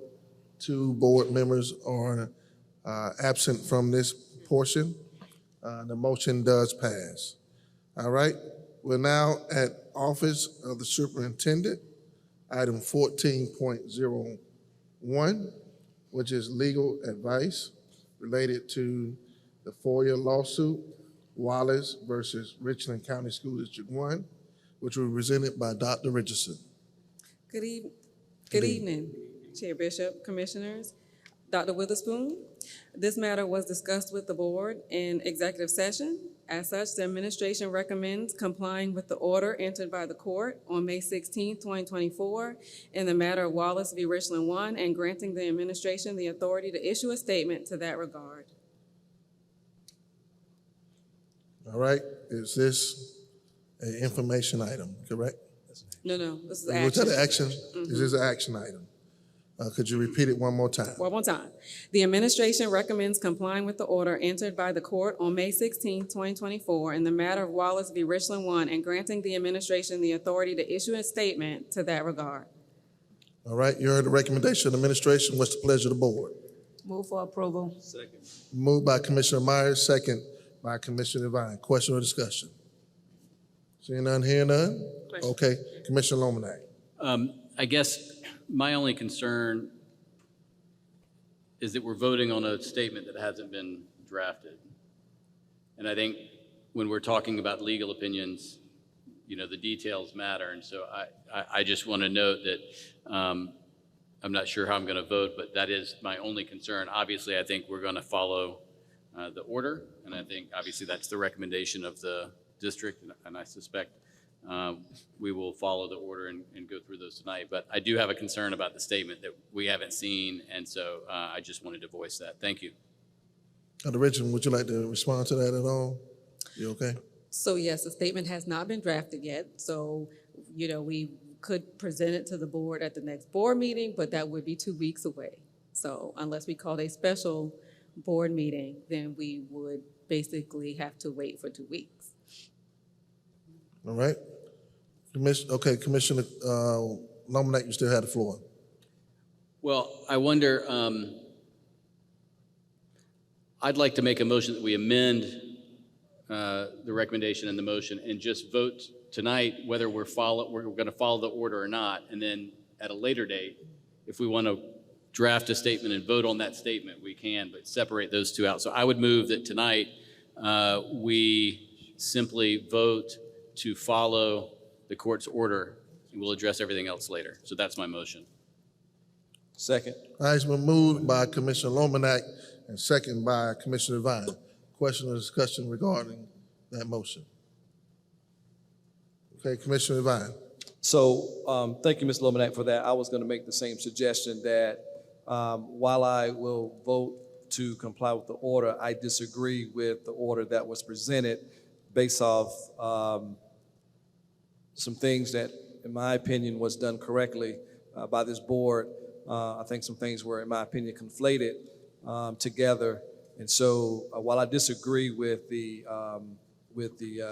judge's order, however, I will vote to go in the matter and move on to educating our young people. So that's my discussion statement. All right. Anyone else? Okay, there is a motion that has been seconded. We need to vote. And I just want to clarify one more time that the motion on the floor is for complying with the order. Yeah, exactly. No statement. Despite some concerns with it. And then we will discuss a statement at a later date. Correct. Okay, so the motion on the floor is only for the decision, or for the board to consider complying with the order that was issued on May 16, 2024. Yes. All right, everybody clear on that? Yes. All right. All those in favor, say aye. Aye. All those opposed? The ayes have it. It is a 7-0 vote. Thank you so much, Dr. Richardson. All right, we're at item 14.02, which is the legal advice pertaining to the 2024 IG investigation. Dr. Richardson. Again, good evening. This matter was discussed with the board in an executive session. As such, the administration recommends that the board confirm the hiring of the White's Law Firm, who was approved to represent the district regarding the 2024 IG investigation at a rate deviating from the standard attorney rate, and that they continue to be retained while the investigation is ongoing. You heard the recommendation of the administration. What's the pleasure of the board? Move for approval. Second. Been moved by Commissioner Harris, second by Commissioner Vine. Question or discussion? Seeing none, hearing none, we'll now cast our vote. All those in favor, say aye. Aye. All those opposed? Nay. There's one opposition. It is a 6-1 vote. The motion passed. We're now at item 14.03, legal advice relating to the construction project, Vince Ford Early Learning Center, presented by Dr. Richardson. This item was discussed in executive session and no action is recommended. It's for information only. Information only. Question or discussion? Seeing none, hearing none, we'll keep moving. Thank you. Thank you, Dr. Richardson. We're now at item 14.04, Superintendent's Report. Dr. Witherspoon. Thank you, Chairman Bishop, members of the board. Since our last board meeting, we held our annual Academic All-Stars Recognition Banquet on May 16th at the Columbia Metropolitan Convention Center. Congratulations again to all 181 high school seniors who were honored as Academic All-Stars this year. The video of the event will be posted on the R1 TV YouTube channel and on R1 TV On Demand on our website, richland1.org. And again, congratulations to our students. There's a lot of camaraderie across the room, both among schools and across schools. And we wish our seniors that were recognized bright futures as they move on. As the 2023-2024 school year comes to a close, our schools have been having several special end-of-the-year activities and events, including promotion ceremonies, move up ceremonies as students prepare to advance to the next grade level in the fall. Congratulations to all of our students for their hard work and accomplishments this year. Our graduation ceremonies began last week with our adult education graduation on May 22nd and Pendergrass Fairwall's graduation on May 24th. And both of those events, and they will continue on this week, which I will mention those as well, are certainly heartfelt events, as all of our graduations are. But to the triumph over life, if you will, with our adult ed students and our Pendergrass Fairwall students, and as they move forward and move on to recognize and meet their potential, is simply outstanding. Our traditional high school ceremonies will begin on Thursday, May 30th, with the Richland One Middle College graduation at Columbia Metropolitan Convention Center. Graduation ceremonies for C.A. Johnson, W.J. Keenan, Columbia, and Dreer will be held on Friday, May 31st. And graduation ceremonies for A.C. Flora, Eau Claire, and Lower Richland will be held on Saturday, June 1st. All of our high school graduation ceremonies will be live streamed on our website at richlandone.org. The graduation schedule is posted on our website. Congratulations to the Richland One class of 2024. As a reminder, Friday, May 31st will be the last day of the 2023-2024 school year for our students, and it will be an early dismissal day. And although the school year is coming to a close, learning doesn't stop in Richland One. Our summer soul programs and camps will begin Monday, June 3rd, and they will continue through Thursday, July 11th. We encourage all of our parents and guardians to register your children as soon as possible. If you haven't done so already, we have programs and camps available for students at all grade levels and sites throughout our district. For more information, go to www.richlandone.org/SOAR or call the Summer SOAR hotline at 803-400-1692. Again this summer, Richland One will provide free meals to any child age 18 or younger, regardless of their school attendance zone, through federally funded Seamless Summer Option. From June 3rd through July 18th, meals will be available for children Monday through Thursday at 29 school sites throughout the district. Breakfast will be served from 7:45 to 9 a.m., and lunch will be available from 11 a.m. to 12:30 p.m. All meals must be eaten on site. Additional details, including a list of school sites, are posted on our website. Parents and other persons who have questions can contact our Student Nutrition Services team at 803-231-6953. Our Human Resources team will hold a summer career fair for all positions, certified and classified, Thursday, June 13th, from 10 a.m. to 12:30 p.m. at C.A. Johnson High School. Persons interested in participating are asked to register and complete a Richland One application online before the job fair. Certified participants should possess or be eligible for a South Carolina teaching certificate. For more information, again, go to our website at www.richlandone.org/careers.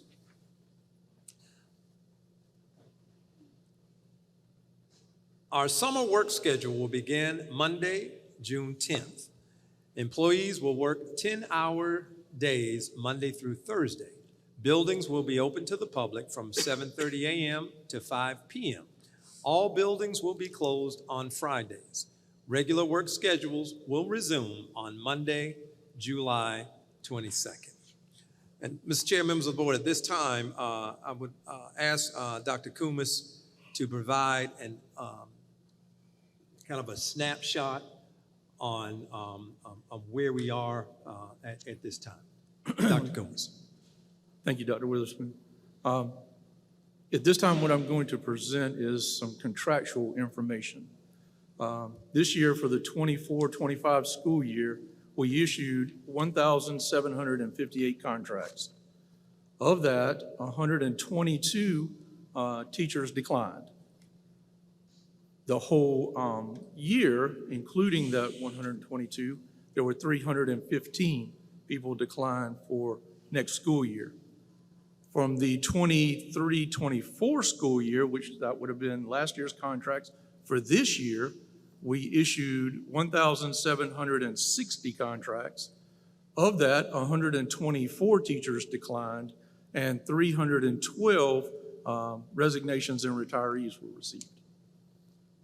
Therefore, we are pretty much about where we were last year with the numbers.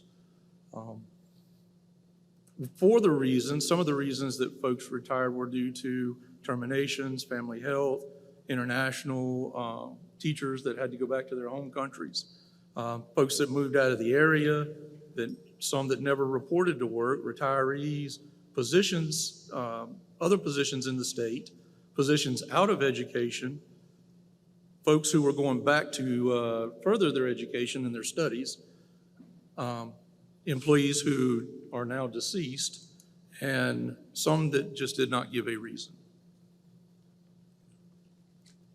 And thank you, Dr. Kumas, for that. And Mr. Chair, we, as has been communicated, we will continue to update this as we go through the summer, continuing the hiring process. We know that there are some retirees that have and may continue to decide to come back and having to sit out those 30 days and the like. So we will update this information as we enter the fall as well. But we wanted to share, some numbers that we had at this point. And Mr. Chair, at this time, that concludes my report. All right, thank you, Dr. Witherspoon, for the superintendent's report. Are there any questions for the superintendent at this time for any other board members? I got Commissioner Harris to my left, Commissioner Weston to my right. Thank you, Mr. Chair. Dr. Witherspoon, as it relates to those teacher contracts, I think there was some chatter around the timing of the retention bonus. If they're under contract currently until the end of June, correct, Dr. Kumos? So everybody is still employed by the district, even those that are planning to separate. So if a teacher, Dr. Witherspoon, found out about the bonus, want to stay, do we have something there, or we just say, no, you didn't sign your contract? How does that work? Dr. Kumas. Yes, ma'am. We do allow folks, matter of fact, after the date was over with, we did have some folks come in and sign their contracts. Okay. And it was for different reasons. Some forgot, some had other issues that they could not sign their contract. Okay, I just wanted to clarify that, teachers were still given an opportunity. I know we discussed the bonus back in March, and it is a retention bonus. Catchword is retention, retain. And I just wanted to make sure that, we were giving fair opportunities to our teachers that, like you said, may have forgotten or didn't know there was an incentive. I think we've done this a number of years now, that, hey, if you want to stay, you can still stay. I think it would be injustice to education, to our children, to have a teacher that wants to stay after learning that there is a $2,000 retention bonus for them. So I just wanted to make sure that we, that I understand as a board member that we do provide that for them. Yes, ma'am, Okay. and they can come back now. if they Okay, like. I appreciate that. Dr. Witherspoon, a couple other questions, Mr. Chair, if that's okay. Okay. As it relates to the graduation dates with the Colonial Life Center, we don't set those dates, correct? That is dates that the Colonial Life kind of gives us, and we take it. I remember one year if we didn't take it, we wouldn't have graduated for the middle part of June. So how does that work? Because I think a lot of times our parents and community don't understand how those dates are given out to us. Sure. Colonial Life, they're works with multiple districts in the Midlands.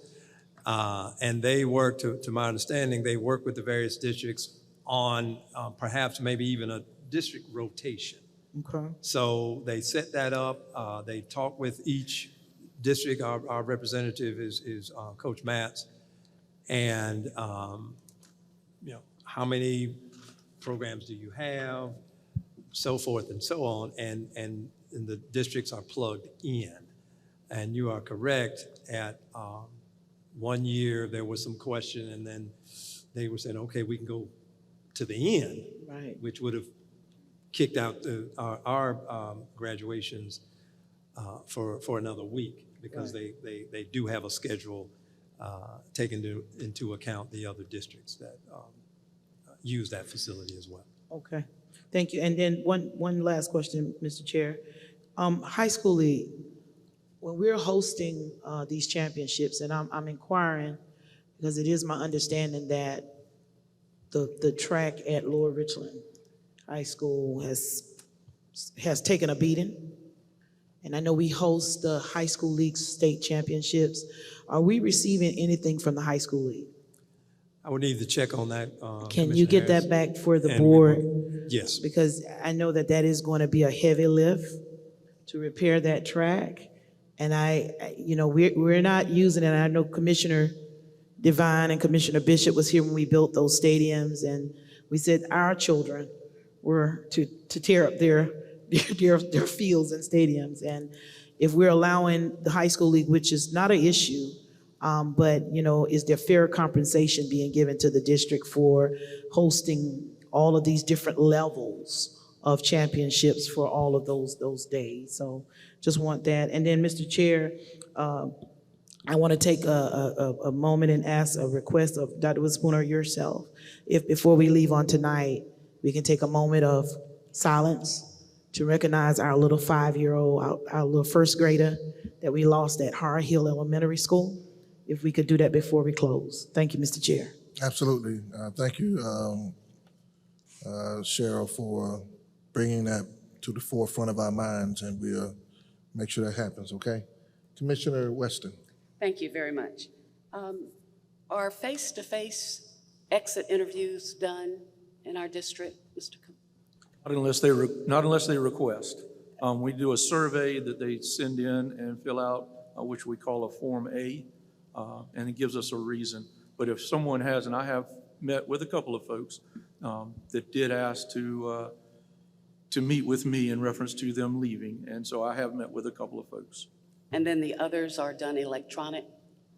There's a Form A that you fill out, and then it is sent in. Okay, is it automatically sent to those who are leaving the district, or they have to request it? After they state that they are leaving the district, if they know to fill it out, they fill it out. If not, we contact the schools and ask the schools to have them fill them out. Okay. I asked on April 23rd, how do projected teacher vacancy compare to last year's? Do we have that information? No, ma'am, I don't have that in front of me. Okay. I also asked on April 23rd, are the trends and incentives following our projections? I'm sorry, I couldn't hear. Are the trends and incentives following our projections? Some are. When I look at the reasons that they put from last year and this year, some are similar, some are not. Okay. And if we are projected to increase the number of vacancies, are retention incentives increasing, or signing incentives increasing, or are they remaining the same? I would have to get that information for you. Okay, those were questions from April 23rd. And then, excuse me.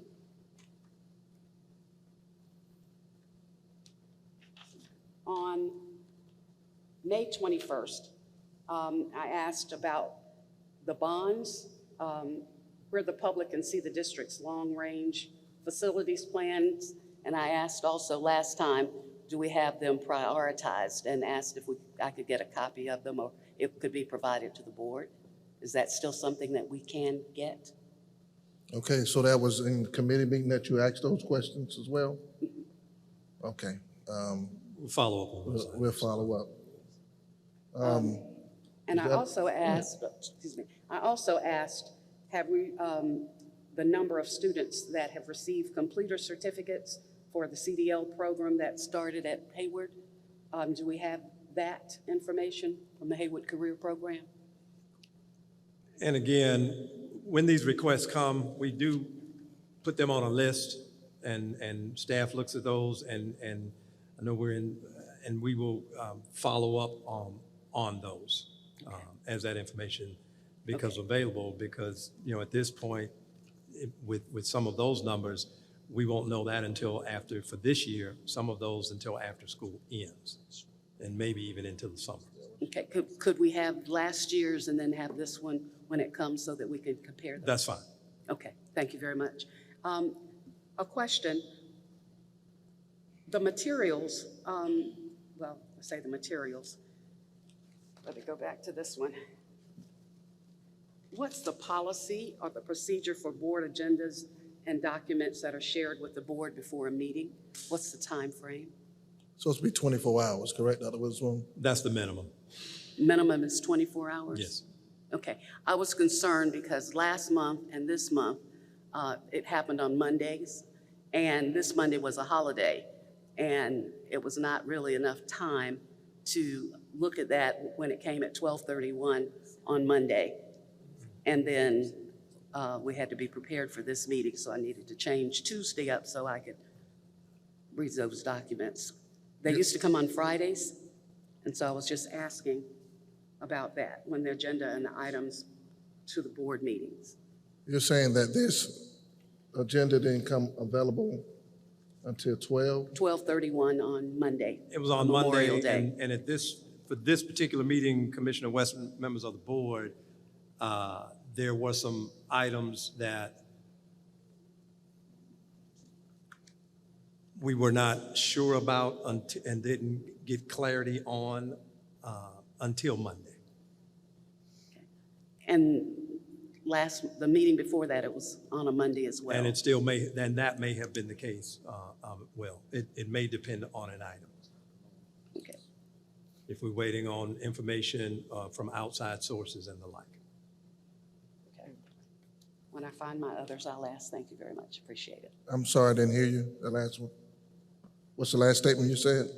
I said, when I find the other questions that I have, I'll ask them. Thank you. Okay. Dr. Witherspoon, you still report out, I think it's called the yellow sheet, or is it the green sheet, where board members send in requests by way of committee, by way of, regular board meeting? You still report out? And that's still given out, but I will say, and I appreciate Ms. Pouchet and Ms. Bamberg for standing in, but we will get back to that system. Certainly to the point, yes, but with the, I don't know what color the sheet was, green sheet, yellow sheet. Can't hear you. We will be getting back to that sheet this summer. All right, thank you. Any other questions for the superintendent's report? Commissioner Lomanak. Thank you, Chairman Bishop. Just two areas I wanted to follow up on what Commissioner Weston, I was struggling to hear a little bit. I do want to point out that there are two different issues. There's one, the requirement that we provide public notice 24 hours in advance and post the agenda. But we have a separate policy, a school board policy, that requires that the board be provided supporting documents for a board meeting. I think it's policy BEDA, 3 days before the board meeting. So theoretically, you could do the two things separately. You could do the agenda on a Monday before a Tuesday meeting, and provide the board members with the supporting documents the Friday before. I suspect that the reason we used to do the agenda on the Friday is because you could just do both at one time and make sure that we were complying with policy BEDA. The policy also obviously leaves room if there's an emergency or something that just could not be avoided, and you can provide documents in those instances at a later date. But I think it does require that the board receive the documents 3 days before the meeting. And I just wanted to ask two questions about the contract numbers. So am I adding it right to say that we lost about 25%, 437 out of 1758 of our teachers? Is that about a quarter?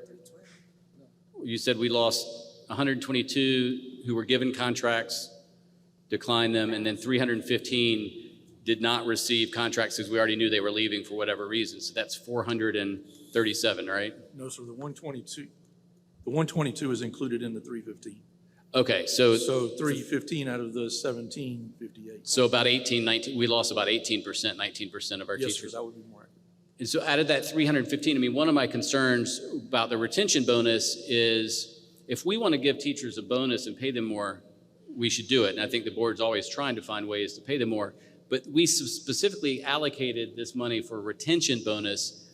And last year, it required that they sign a contract for the following year. I mean, that's part of the retention. So this year, it appears that we could spend upwards of $300,000 for that first payment of the $1,000 to teachers who have already told us they're not coming back. And I'm concerned that that does not seem to be how this board allocated that money. That's just a bonus, not a retention bonus. And I'm concerned that we didn't have the same requirement this year as last year, that they have a signed contract and be on the payroll, because that was the requirement that was sent out in April of last year. So if we spend $300,000 on teachers that aren't coming back, I don't think that's a retention bonus. Part of what we saw in prior years was individuals that said, yes, I'm coming back, signed, got the check, and then subsequently left. And we did not go back and say, hey, you got that. We want that back. Well, can you provide the board then, as soon as you can, how many people last year signed a contract, got the $1,000 bonus, and then didn't return, versus this year with apparently the change in policy that everyone who's still on the payroll in June gets the bonus. And I suspect what we will find out is this year it is hundreds of thousands of dollars more than last year. So if we could also, and that's fine, we will certainly do that. And we have had several iterations of this retention. We did it, I think going back maybe 3 years ago, it was all at once. And again, it was prior to signing contracts. That was either 3 or 4 years ago. And then there was another year that we split it up. Half 1 year, half the subsequent school year. And I just say that to say there have been different iterations in as many years. Well, and I guess my concern is when the administration came to the board and requested that we reallocate $7 million for a retention bonus, no one said we're doing it differently this year than last year. And I think if we're going to change how we're going to do it when y'all are asking for $7 million, let us know, hey, this year we're not going to require them to sign a contract. Because I would have had questions then about whether that's really a retention bonus. But I don't think it's silly for the board to think we're going to do it the same way we did the prior year when the request is the same. $7 million is a lot of money. Again, if we want to do bonuses, let's do it. But I don't think that we can call what we're doing now a retention bonus, at least for the folks that we know aren't coming back. All right, any other questions for the superintendent's report? Commissioner Harris. I don't have a question, but I do need some clarity. Dr. Witherspoon, last year, and it is a retention bonus, which means we retained the individual. So if they got a bonus and we didn't retain them, it wasn't a retention bonus. Okay. So last year, we allowed them to not sign at the time, and they got a portion of the money. Is that correct? That was 2 years ago. Okay, so last year they signed, and then some still left. Correct. And we didn't ask for the money back.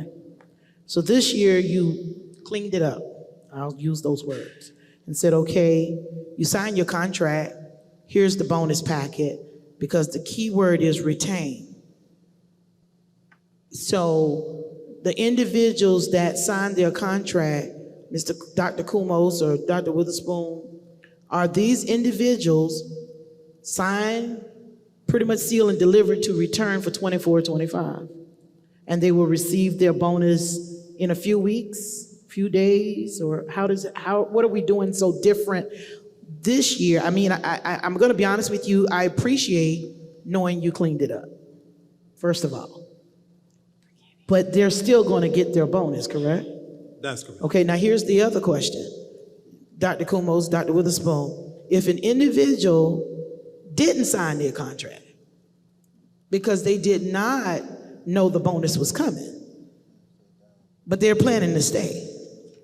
Are we not gonna give them the bonus? Yes. So they're still gonna get the bonus. So I'm trying to make sense of the argument here of what are we doing wrong? And let me be clear, everybody is subject to human error. Nobody is perfect. But the thing is that you rectify and fix it. So if there's a teacher who wants to return to this district that did not sign their contract, they still can do that and receive their bonus. Yes, ma'am. So we got 400 something folk, 300 people. Okay, and you said some of them have already signed back. So let's say roughly a little under 300 people. Yes, ma'am. Matter of fact, 155 folks have already signed for next year. So 155 of these, the 300 have already signed to come back. 155 of the total. Okay. So of the total vacancies for next year, 155 extra of that total have signed to come back for next year. Okay. But if they're already on staff, they will still get the bonus. We're not giving the bonus to those individuals. Correct, Dr. Roosevelt? Say that again. We are still giving them the bonus if we're retaining them. Yes. And I think what Commissioner Lomanak is saying is different than last year. This year, it's like we did 2 years ago. You're here. We appreciate you being here. Right. And it's a combination of what was done 2 years ago. You're here. We appreciate you being here. Here's half. Now, if you're coming back, here's the other half. Okay. So the bonuses are going to be issued when? June 7th? Correct. And that's the first half. That's the first. First. And, Yeah, half. and that's to those individuals that have signed to return, or that's going to everybody? Everybody. For everyone that is here. So if one of those individuals decide, I'm not coming back, they get to keep the bonus, the first half? Is that what we're saying? First half, that half. Yes. Of the retention bonus. So here's the crazy question. What are we retaining? And I think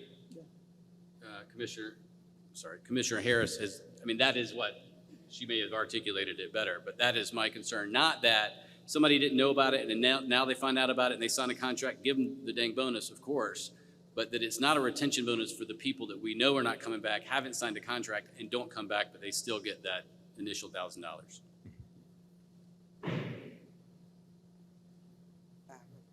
I'm done, Mr. Chair. Thank you. All right, Commissioner Clyburn. Commissioner Clyburn. Yes, my question was about the teachers that are left over, that have not signed their contract. I just want to be clear. So you're saying that if they are, we're not aware for some reason that they can still sign their contract, Yes, ma'am. and come back next year. Have all of the teachers been made aware of that? Yes, ma'am. Matter of fact, we are also reaching out, like with our retirees. My staff, we talked today in reference to what we're going to call something in reference to a chat and chew. We're going to invite all those folks that are retired to come in, sit down with us to try to get them, first of all, to come back to work. And then we can also find out some reasons and some things to move forward.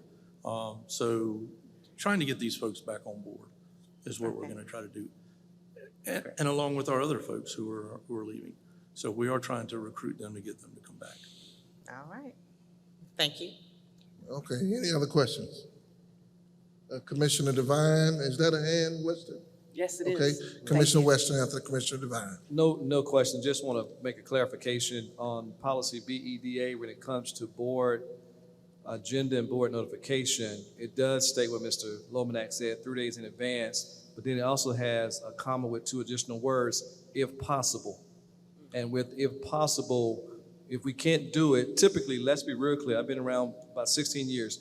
Typically, it does come out on Fridays. I would say 90, 95, 98% of the time, the agendas come out and along with the documentation on Fridays. Sometimes, because as Dr. Witherspoon said, if possible, they're waiting on other items from outside sources, other people. You may not get that agenda on that Friday. We typically get it on that Monday. But for the most part, they try to provide it to us on Friday for the most part. But I just want to make that clarification that it says, if possible, they're provided 3 days in advance with the supporting documentation. So that's my only point. So I'm good with that. So thank you. Thank you, Commissioner Devine. Commissioner Weston. Thank you very much, sir. Last meeting asked the question about the job qualifications and the ombudsman position. And I think Commissioner Lomanak also asked about the info be provided of what it incurred, and I thought we would get that in this particular. Commissioner Weston, could you speak into the mic? I think we missed the first part of your question. Okay, what are the job qualifications we asked last meeting for ombudsman and what was sent out? How many people interviewed, how the interview was set up? All of that information was asked on last meeting, and I thought we would get an update on it during this particular time. Is that forthcoming? We'll be sure it's on the list, Commissioner West. Okay, and then how much did the Richland One Gala cost this year? We will add that to the list as well, Commissioner West. Okay, I know that we are increasing security people. How many do we have on the team at this time? We can add that to the list, Commissioner West. Thank you, sir. I appreciate that. I'm finished. I see you found your other questions. I did. I've been looking. Commissioner Weston, make sure, if you can, definitely write those questions, email them to the superintendent, and CC me as well, and we'll be sure to get you some responses. All right? Commissioner Devine. Thank you. May I just also suggest, as we do the superintendent's report, that as questions come up, and I think Ms. West, you have some good questions, as Commissioner, as Chairman has said, we could just email those to the superintendent outside of the board meeting, so that when we come to the second and fourth Tuesdays, it won't be somewhat of a surprise. You know, staff will have time to respond and respond to you in a timely manner. Most time, those questions get answered on Friday update from the superintendent and the staff, and we can just get those, because sometimes we tend to just bring stuff up on second and fourth Tuesdays, but we got to bring it up, I think, in my opinion, in between. It's kind of like playing sports. You know, you win the game in practice, not necessarily on the court when the game is played. So I would ask that, not just you, any board member that has any questions, just protocol, things that we've done in the past, if you all would just email the superintendent, and then also CC the board chair, who is our chairperson. They meet weekly, and they go over notes and go over the various things that the board has asked for, and get that back to us in a timely manner. Thank you, Mr. Chairman. Commissioner Devine, well said. I think that's how we can get a lot of progress, a lot of work. We over here, quoting the policy, making the board agenda available 24 hours ahead. If we can give a little heads up to the superintendent, he can come with a more educated answer, then I think his educated answer is good. I'll get back to you, which means he goes and does research. But if he's able to give more information, because we were working with him to say, hey, here's what I'm presenting to the public so that we can get some answers, I think it just helps us. So that's to all the board. And that could be a challenge too if we inundate him with 50 questions 24 hours ahead of the meeting. I don't know how much work he'll be able to get done, but I think it still gives him somewhat of a fair opportunity to answer the questions that we proposed to him in the superintendent's report. So thank you, Mr. Devine, for giving us that leadership talk. And hopefully all of us as a board can practice that too, okay? All right, we're now at item 15.02. No, excuse me, 15.01. Legal advice, inquiry made by board member regarding potential district liability. Dr. Richardson. Good evening again. Sorry. This item was discussion only and no action is recommended. All right, this was a discussion only. Thank you so much. No question or discussion. Thank you. We're now going to item 15.02, naming committee members. LR Gym, Arena Floor. I just want to say that the appointment of one of the board members will be a new assignment because the board member who was assigned previously is unable to serve. So be advised and let the record show that I'm now appointing Angela Clyburn to the naming committee for the LR Gym Arena Floor tonight. Congratulations, Angela. All right? Thank you. And making sure that's not an action item. Just information. It's just an information item. Thank you. All right, we're now down to item 15.03, board report. This is an item on the agenda where our board members can report out or share some of the activities that they have had a chance to participate in, maybe some of the events they attended. I know Dr. Witherspoon has named quite a few in his superintendent's report. And so therefore, outside of those events, if there's something you would like to share as a board member, please feel free to do so. Or if you'd like to review those events again and talk about what it meant to you or the special attention you would like to give, this is your moment as a board. Let me see, who do we have first? Commissioner Robert Lomanak, then I saw Commissioner Clyburn.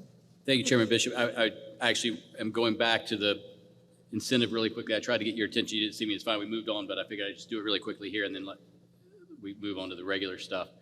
I do want to point out that I was able to find the memo from 2 years ago. That was when we were trying to retain teachers during the school year. And so we gave them half of their money in December if they were still employed with the district in December, and then half in May if they stuck through the end of that year. Those were years where we were losing a lot of folks during the school year. So I think that's a very different retention incentive than the last 2 years where we're trying to get them to sign for the following year. That 2 years ago, it was please stay this school year. Had nothing to do with the following year, but the last 2 years have been we want to retain you for the next year. And I think that's why we did it differently last year. And I think we should have done the same thing this year, given that we're trying to get them to sign a contract and come back next school year. So I do think we can't compare the 2 years ago retention incentive because it's too different. I may be a little wrong here, but I don't claim to be the historian of the board. I'm not sure if it was asking them to stay. It was somewhat of an appreciation. I think it was connected to us coming out of COVID because we Yeah, also coming out added of a gas. COVID. We added a gas stipend, but it was not the retention bonus. We normally Yeah. vote on that, I believe, in the new year not fiscal year, but we normally take that up in March. Well, the memo is called one-time retention payment for employees, and it says on Tuesday, December 14th, the Richland County School Board of Commissioners approved a retention payment of $1,000 for the school year. So we called it a retention payment.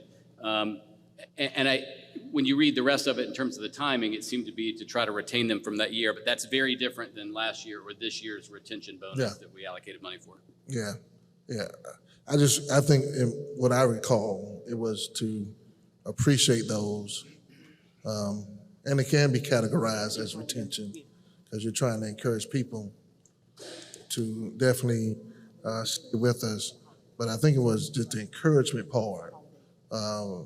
We appreciate you. So, but we get it. We hear you loud and clear. This is the board report. I got Commissioner Clyburn, then Commissioner Harris. All right, there we go. Are you okay? Yes, thank you so much, Chairman Bishop. So I just have a few things, and that's it. They're short. I have some facts in here, some history facts, since we are at Memorial Day, of course. But first, I do want to mention on May 17th, 1954, Brown versus Board of Education. That case was declared,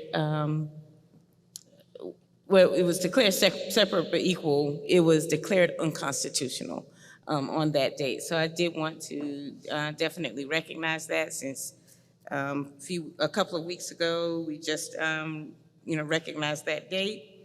Also on May 16th, I know the superintendent mentioned the Academic All-Stars. I'm only bringing it up because I did have a point of personal preference on that evening. Some great friends of mine that I've known for, oh my gosh, over 40 years. No seconds.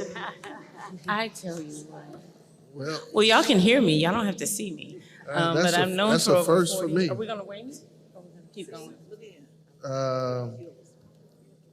You said what? Let's take a recess. That means you want to go to a reset? What? Recess? A recess break? All right. Yeah, we need to make sure we are back online because the cameras can't even cover. Y'all, I need I think a motion to go into recess. I move that we go into recess to come out of the darkness. Attorney Richardson, we need to move to go into recess till we come back on? Oh. Okay. Without objection, we'll take a 10-minute break to make sure we come back online. Okay. With no objection, we will return back into our public session. Thank you for helping us get through those technical difficulties. But we are in the board report, and Angela Claiborne had the floor. And I am halfway finished. Thank you so much. I was just mentioning on May 16th, the Academic All-Stars ceremony was held at the Columbia Convention Center. And I had a point of personal privilege from a 40-year friendship. A daughter was had by Edna and B.J. Langley. Rachel Langley was one of the graduates, a senior at Dreher High School. Very bright young lady, very close to my heart. So she was one of the Academic All-Stars. So I just wanted to congratulate all of the students that were recognized on that night, especially the one that I've known since birth. So aside from that, I did mention Brown versus Board of Education, but the last one, in remembrance of Memorial Day, I just wanted to mention a little known fact. The precursor for Memorial Day, to Memorial Day, was called Decoration Day. And this is a little known fact because on May 1st, 1868, it was first observed in Charleston, South Carolina, by a group of formerly enslaved people to honor those who died in the Civil War. Nevertheless, after all of that history was made in our state of South Carolina, the federal government in 1965 declared Waterloo, New York, the official birthplace of Memorial Day, but it all started here in South Carolina. So I just wanted to make that fact known. Thank you. All right, any other board reports to my left? Okay, I think I had a board report. all right, Commissioner Harris. My board report is as follows. I had the opportunity to attend the Har Hill kindergarten graduation. Had an opportunity to be, of course, at the Human Resource Celebrations, the Academic All-Stars, as mentioned earlier, but also had the opportunity to be at the Lower Richland EOC and Honors Roll celebration, the Hopkins Middle School athletic banquet, and also the Project Search graduation. And then I'd like to take a point of personal privilege and recognize a beautiful young lady that is in the audience who has been here with us the entire time on tonight, in the person of Nyla Alden, if she will stand. She is a rising senior at Claflin University Honors College. She finished her past semester with a 4.0. She's majoring in environmental science and leads in on-campus Bible study with her friends. She's a 3-year Strata Scholar, and this summer she will be employed as an intern with the South Carolina Energy Office within the Office of Regulatory Staff. Her second opportunity since her freshman year of college, and she will be working on electric vehicle and alternative clean fuel initiatives through various community outreach events. And lastly, Nala is currently working on a research thesis centering around emergency preparedness for flooding events in the Columbia and Hopkins area. And just remember the 1,000-year flood. She is seeking community participation, so be on the lookout for future information. And most importantly, Nala is a 2021 graduate of Richland School District 1. That's right. Thank you, Nala. Okay. That completes my report. All right, anyone to my right? I think we lost Ms. Weston. She's gone for the night. All right, Commissioner Myers. I just have one statement or announcement. Me and Commissioner Harris, also Commissioner Lomanak and Commissioner Weston had an opportunity Thursday, May 16, to attend the Southeast Middle School athletic banquet. We had an honor to actually witness history go down. They named the gym after Theodore Oakes Jr. And just some background information about him. From my understanding, he is the last staff from the original staff that's when the school first opened. He was the last staff that was still working at Southeast Middle School. He also gave out an honor award to an athletic staff at Southeast Middle School, and we had just a great opportunity to just take pictures with his family and just have the last memories of just Coach Oakes being in the gym at Southeast Middle School. Thank you. All right, Commissioner Devine. Thank you, Mr. Chairman. Tonight, board members, as we know, we'll do graduations beginning Thursday, Friday, and Saturday. At the conclusion of the meeting, if we can get everybody to come together out front, we take a quick photo congratulating all of our 2024 graduates on behalf of the State School Board Association. I would greatly appreciate that after we adjourn on tonight. And then I just want to say this, reiterate again to board members, if there are questions, please get those to the superintendent, CC the board chair in a timely manner for the meeting. Let's not wait till this meeting, the second and fourth Tuesdays of every month. Let's win the game at practice, first and third, Monday, Tuesday, or Wednesday, whenever your committee meeting is. Let's make sure that we attend our committee meetings. Let's make sure that we communicate as a board. We need to ensure that we're continue to be one team and team one, because we're a leader in transforming lives. And if we don't lead from this level, then no one was going to follow us. And I think we're a good board with some good folk. We're different, but different doesn't mean a deficit. Different just means diverse. And so we want to make sure that we continue to go the distance with direction as well. So, Mr. Chairman, thank you for that. And that concludes my board report. Would you mind giving that word one more time, what leadership is? It's not different, it's diverse. I like that. That was good. That was good. Thank you, senior statesman. I do want to add to the board report. I had the opportunity to go to Excel completers program, Dr. Smalls. And I believe we had some of the highest ranking or highest rate of completers in the history of the program. And it was just very refreshing to hear the students tell their testimony. It was very refreshing for the parents to tell their testimony. But one particular student sticks in my mind right now, because the Excel program gives them a bridge to somewhere where there may be a student who may not excel in the normal environment or at the normal pace of other students. And there's one particular student, he literally finished the Excel program, and he's a licensed mechanic, a diesel mechanic. And I think the starting pay is about $53,000. And this is a young man who's about 18 years old and able to find a career. And so seeing the smiling faces, even the tears on some parents' faces, that their child has an opportunity to be a contributing citizen in this world. And so education works, and it is working. And it brings me to Hyatt Park. I had the opportunity to bring some comments, words of encouragement to the students at Hyatt Park. And there's a book I received a long time ago. I think it's a Dr. Seuss book, and it's titled, "Oh, the Places You Will Go."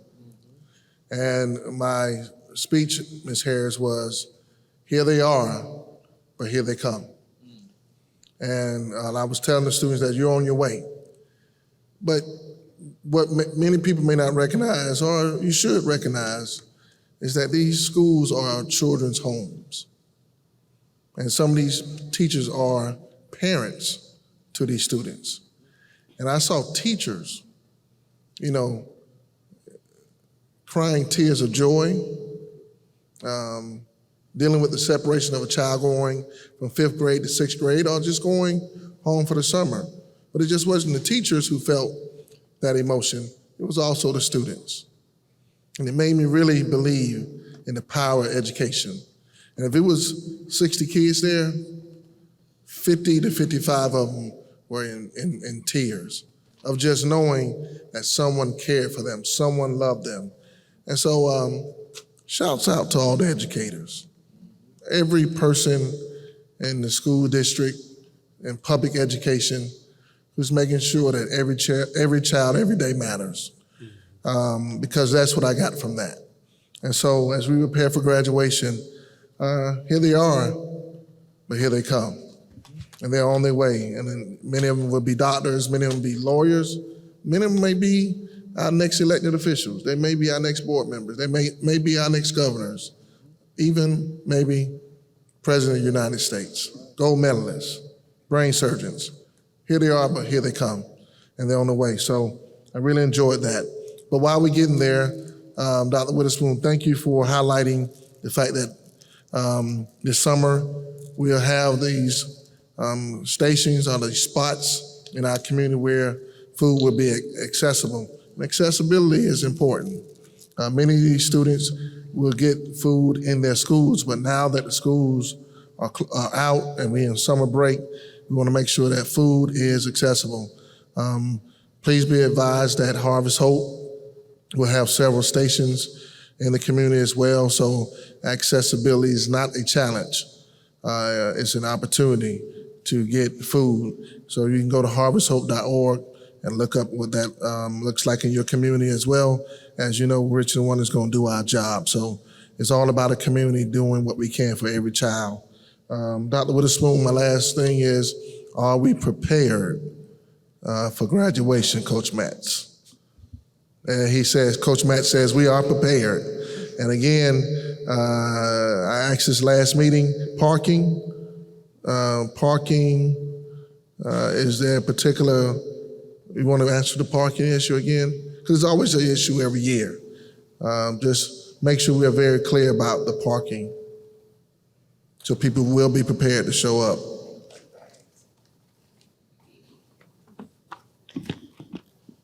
Good evening.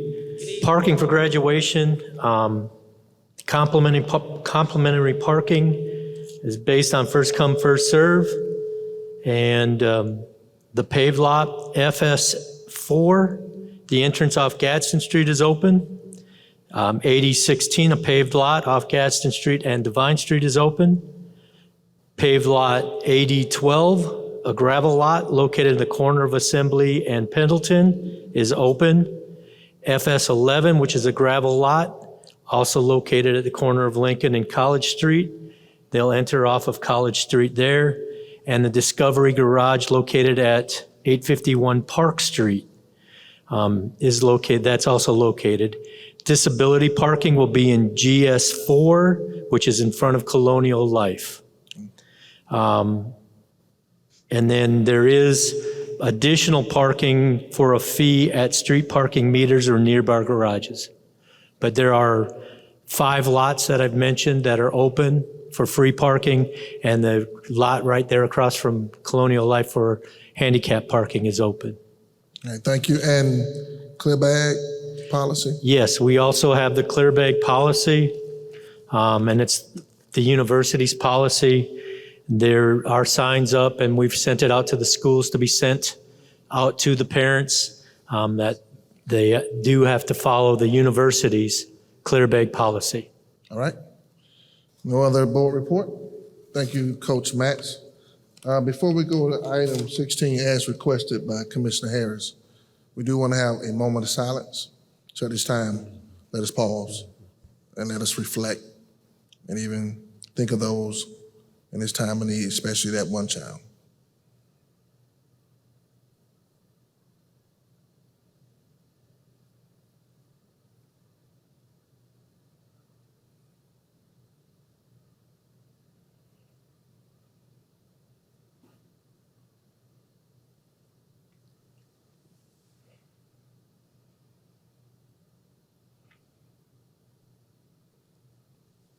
Thank you.